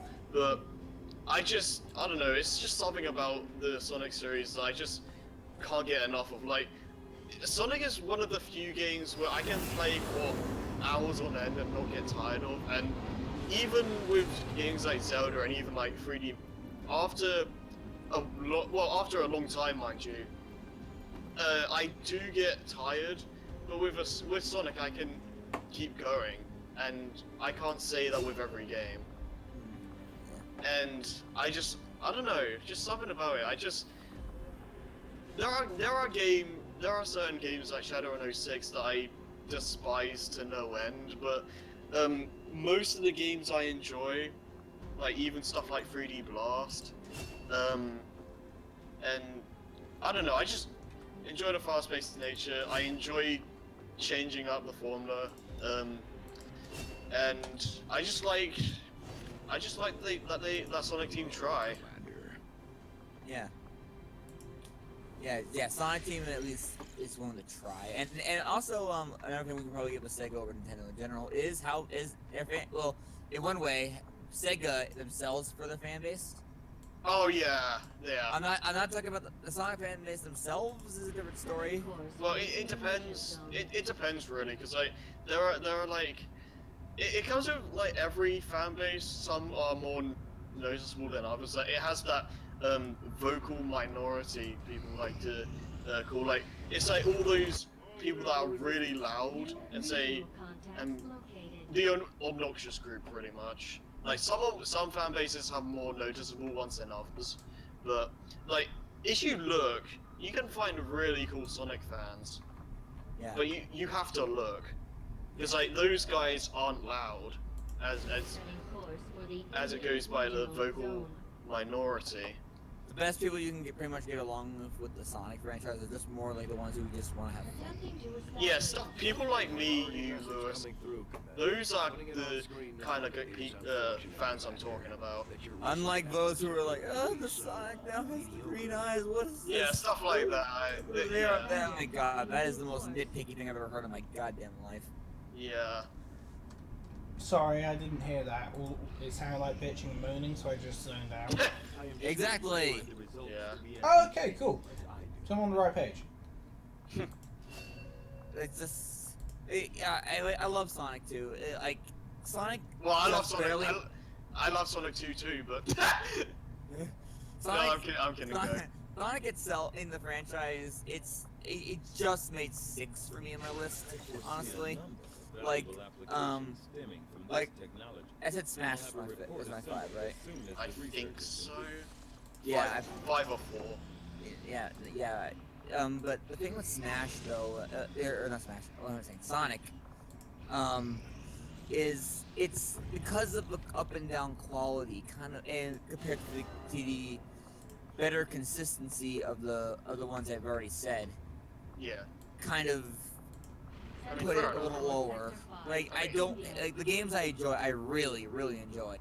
Yeah, that's a fair enough point to make. Like the on my list as well. Like the other system with see, but it's just again something about the Sonic series. Like from the very beginning, I didn't even grow up with Sonic. Like from the GameCube era, I started with like Heroes and Sonic Mega Collection. So I can't even say it's nostalgia because it isn't. My first Sonic game was actually the PC collection. I had Sonic CD and the PC collection of Sonic 3 and Knuckles. So I have an interesting way of getting into it, especially the fact since like I had the weird music and all that stuff going on with 3K. But oh yeah. And like I'll still say that CD in terms of 2D games, anyways, is my favorite. And I'm kind of giving that more to the Christian Whitehead version, mind you. Right. But yeah, I can't play the original CD now. Me either. It's the only time I can ever really get the time stones. Yeah. I'm more like Johnny in the sense that I go for the robot generators actually. I didn't actually do that until the remake actually. Yeah, I got all the trophy. I got all the achievements in the redo. I did that in the Steam version. I didn't do that for the PS3. I got the Steam too. But But yeah. so, like my first 3D Sonic was probably for most people Tube Battle. Adventure Tube Battle, I should say. Yeah. You know, like it wasn't. I didn't think it was a bad start for me. Although I still, thanks to my younger self, not in being not that good, I really will have I unfortunately have a vendetta against Crazy Gadget and probably won't ever leave me. Yeah. But Well, you know, what is it? New orders, Commander? For me, I guess because I grew up well, not necessarily grew up with, but played the classics and the modern 3D games around the same time as well. I don't necessarily have a bias towards like the one of them. Well, I prefer the 3D games. oh yeah, because there's like a big war, pretty much you can say. Yeah, but that's probably why I like both of them fine enough, because like, since I played them both at the same time, I don't like think one is like overall like insanely above the other, I guess. Yeah, which kind of goes back to when you were talking about Zelda. I said like I said that like Ocarina of Time was considered the magnum opus for that franchise, but I also mentioned how much I hate that term, honestly. The first time I heard that term was from Sylph, actually. Yeah. It was literally what was it? I showed him that cornflake speedrun. You know where I'm going with this, Joey. Yes. Yeah, I showed him that, and then he was like, "So is this these guys like magnum opus video or something?" That was like, yeah, that was the first time I heard that term. The first time well, like for the -5 people in the chat right now. Yeah. If you don't know, the term basically means like the highest point it's gonna get. Yeah, That's why I hate that. Because like it's basically saying, oh, it can't get any better. It's like, yeah, but that's just kind of gonna ruin a franchise, honestly. It's like someone's opinion. When it comes to like pure like quality, I'd say Sonic best. But yeah, for me, it's my favorite 2D Sonic game at the moment because I haven't played the Advanced trilogy. But at the same time though, I have faith that Mania could potentially beat 3. I'm not like one of those people that say 3 and Knuckles is always going to be the best 2D or best Sonic game, and there's nothing that can top that. I hate that kind of mindset. Yeah, if you just stick with that kind of mindset, you're just gonna be biased, pretty much. Yeah. You're gonna stick with that kind of bias, and you're never going to really move on with time. It's not necessarily a bad thing, because nostalgia is it's gonna leak into everybody. It's a good thing to have, like having a game. It's a good thing. I won't. Yeah, I'm not saying like it's bad that it's considered the high point, but I think that if people stick with the mentality of it being the high point, it's gonna harm everything after for you. Yeah, and again, like with Majora's Mask, even though at the moment it's my favorite Zelda, I have high hopes that Breath of the Wild could top it. So yeah, I mean, but, like, actually, for me, when I said the thing is that actually Ocarina of Time is a better way for me to use my example. Yeah. It's like it's because what was I gonna say? We're gonna compare it to that basically. Considered the magnum opus, and that's what's heavily going to skewer the opinion. Right. Like some things that can like for example, like probably everything after Ocarina of Time that people will complain about is the fact that it's not as fast-paced of a start game as a result, and most people think it drags on. Yeah. Well, like, I won't. Skyward Sword, I can kind of agree. Twilight Princess. Well, honestly, all the 3D games besides Ocarina of Time did have a slow start, so I will agree with that. But like once you get into it, it gets really good. I try to think of a game on its own. I don't try to compare it to anything else. Otherwise, again, I'm gonna be biased. Oh, that's how I watch movies. I don't watch them like a reviewer, like, oh yes, I must pick the shit out of this and write scripts as I watch things and stop enjoying things. That's why I don't watch reviews as much anymore, besides people like Johnny who just go, like, just know that it's just their opinion. Exo Paradigm Gamer. Yeah, people like that. I don't like watching people like IGN, because they're very scripted in how they view things. It's like, yeah, and it's also it doesn't help the fact that they have to review like all the games that come out and all that, so they can't keep focusing on one specific game for too long, and that can affect their judgment for especially for games like Star Fox Zero, where it's basically designed for you to take your time to learn the controls. Yeah. Like, did IGN give that really poor rating to, that very biased First lids on opinion screen. It wasn't like an 8.8 thing that everybody got upset about for, like, Zelda or something? What are you talking about? Wait, what are you talking about? I forget. Probably something not unrelated, but, or, because I kind of did that occasion by accident. Are you talking about the too much water? Well, that's Omega Ruby Alpha Sapphire. Yeah. Yeah. Which is really? Yeah. Well, there's a lot of surfing now. No. One thing they give Kirby Planet Robobot a bad score because apparently, one of the reasons because it's too easy, which that's Kirby. That's the point of Kirby. It's a Kirby game. It was meant for beginners. I mean, not everyone can start out as MLG Pro on Call of Duty. Yeah, exactly. Yeah. That's why I hate. Yeah, opinions of too easy, too hard, or just something they're just. Stupid. I don't. Well, too hard maybe. Yeah, it depends. Too easy can also be a factor. It depends on what game you're talking about. Yeah. Yeah, and how it's from a long-established franchise like Kirby, which was meant to be easy from the start. It's meant to be a simple platformer with an overpowered pink platform. There you go. Yeah, exactly. You can't really judge it from what it's known for doing. Yeah. If you want like a hard platformer, play the Rayman series or like I don't know. Mario can get pretty tough sometimes. Yeah. It's just. That's why. Yeah, you're right. Like, the reviewer thing is, but the thing is though, like, going with reviews though, also going back to our set of the fan base, because unfortunately, Sonic's probably gonna be the thing that's gonna take our talk a lot.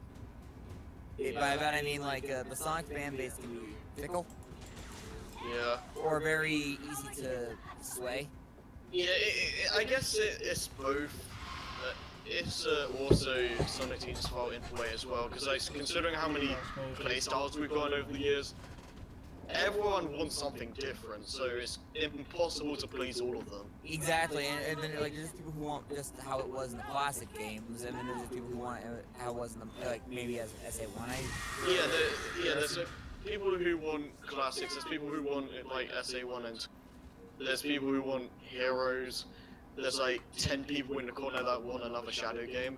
I want a redo of 06. I wouldn't mind that.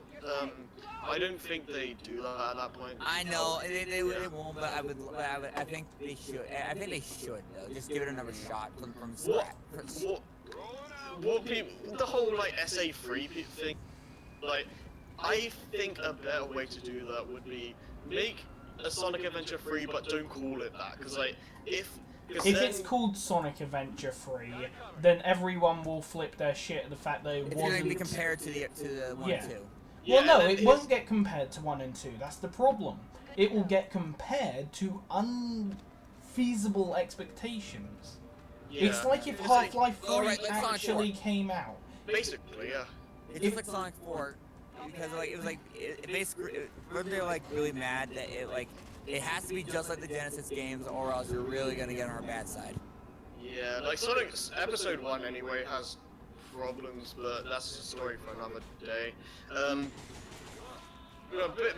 Basically, like what they should do, make it SA3, don't call it that, because at that point, if it's a bad game, people will be like, oh, at least it's not Sonic Adventure 3, and then if it's a good game, people will acknowledge it as an SA3, so it's a win-win. Well, people will say, this is what we want for Sonic SA3, now make Sonic SA3. What? It's so weird since he's cutting out. This is what people want from what? No, what I expect the Sonic fan base to do is like, right, now just release this again, except with a different title, if it's good. Yeah. Because, like, imagine if Sonic 06, like, the 06 already did insane amounts of damage, but if it was called that, imagine how worse it would have been. Oh god. Heading there now. There would be no more fan base. Pretty much. That's what's Sonic may have flat out died in terms of gaming history. Yeah, it's kind of surprising how far he managed to fall and then still live. Yeah, I guess that's something we can give the Sonic. I'm sorry, have you met me? It's amazing how far someone can fall off a building or get hit by a vehicle. Different kind of thing. I guess to quote Johnny's Sonic 06 review, sometimes you gotta hit the bottom before you can get back on top. Yeah. I mean, Colors and Generations are some of my favorite games for 2010, 2011. And we had Unleashed right after 06, it wasn't? Yeah, Unleashed was right after 06, and to quote FDA, Unleashed is it's like it's on a different bloody console. He has a point. Yes, you're right, actually. And like Sonic's still like Lost World, people can say whatever they want. You two, well, I know Joey isn't Am I really cutting Sonic. out? No, you're fine, but Sonic games are good. That's probably the most like middle of the road opinion I've ever heard, honestly. yeah, okay. Here's the thing: people say like, "Oh, Sonic." I'm talking about just the main series here. Like when it comes to like all the games, I can only think of 2 games that I actively hate. Well, 06 in Shadow? 06 in Shadow, and 1 game I'm indifferent towards being Secret Rings. All the other games I either like, really like, or love. Yeah, we're kind of on I'm on a more or less similar note, except my indifference actually goes for 06. I will never say 06 is bad. It is good. It's not. It's just I appreciate. But I don't hate playing it. See, I may hate 06 because of what it became, but I do appreciate what it could have been. Yeah. And like it's not like there's nothing good in 06 at all. Oh no. There's always something good within the worst situations. You just gotta look hard enough. Well, even Shadow had some good things. Like, as our places the gunplay it was done well. And I like the whole like the fact in like Shadow had like those ring dash trails that you can do. Yeah, and then there's the whole how they handled checkpoints, especially because of how that game was handled. Yeah. And there's the fact that you don't lose all your. Yeah, I like that too. Yeah, I like that too. And there's good ideas in there. It's just poorly executed. Yeah, Shadow could have been like 06. It could have been an amazing. If they did the morality system right, it could have been a really good game. But it's one of those things where didn't get enough time, so should have, but didn't. Pretty much. It's sad with I hate thinking about stuff like this because like it's then you get depressed with like what could have been and it's never gonna happen. But then you also have to think about, well, if it was a good game, then what would have happened regarding every other game to this point? Yeah, that's a good point. Because like, what would happen if 06 turned out to be what it originally was going to be? Then we probably would have gone like another. We'd probably be like our 5th sequel at this point. Yeah, who knows? Yeah, that's the whole thing. Yeah. The whole butterfly effect. Yeah, because like, what was it? They how I'm assuming this went with the Sonic team anyway was like they go to Heroes. They didn't want to make an SA3 because they thought it would only satisfy like long-time Sonic fans, and they wanted something to be more broad, so they did Heroes. And then they kids specifically wanted more edgy stuff, so we got Shadow.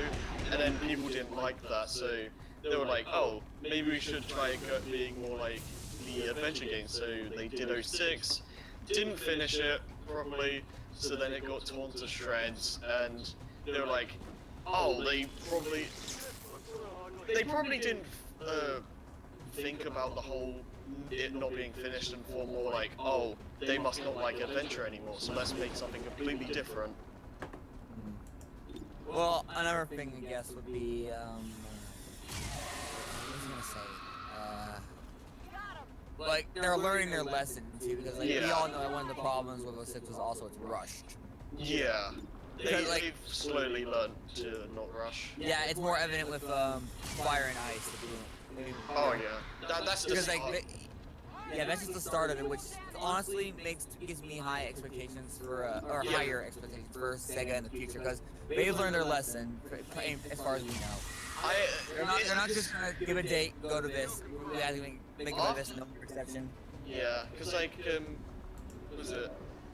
Unleashed was the starting point. Then it just kept going up and up.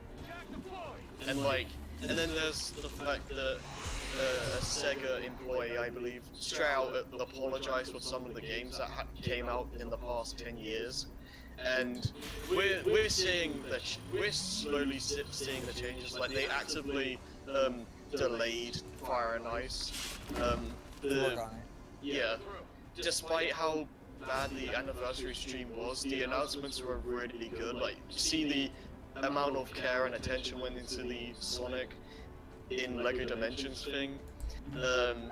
Sonic Mania looks really promising, and there's a lot of, well, we haven't seen gameplay of the 3D game yet, but Sonic has a bright future from the looks of things, and that's something I wouldn't have been able to said like 5 years ago, maybe.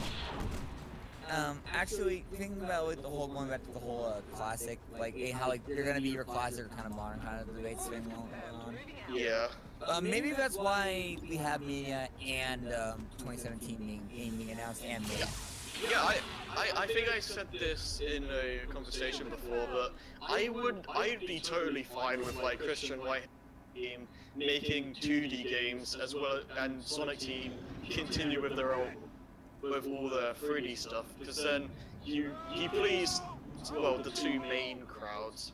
There's still all the playstyles, but like the two main people, 2D, 3D fans, will get what they want.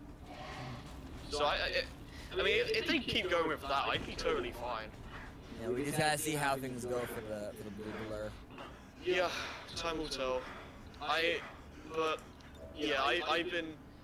I'm more excited for these games than I have been with us. I'm more excited for these games to come out than I have been to come out for quite a while. And just for the expectations of the future. Yeah, like I'm still kind of waiting for any kind of gameplay from 2017. Yeah, but what time is it? This is like a fight. Yeah, I think we should wrap this up. Yeah. Rambling. Yeah, it kind of felt like a legit kind of thing for us at least. And I really need to eat, because I haven't eaten since like we started. That's probably why Joey ate before we got this going. Yeah. Well, I mean, I had something to eat, then and then we did this. Then you cut out. Yeah, but it doesn't matter. I just said I had something to eat, went in, rambled for a little bit, didn't know that Joe was streaming, and then we did this that went on for like 5 hours. Yeah. It was an interesting talk though, the entirety of it. Yeah, it's been an interesting conversation. You know, actually, I wonder how many people are going to stick around for the entire thing. I don't know.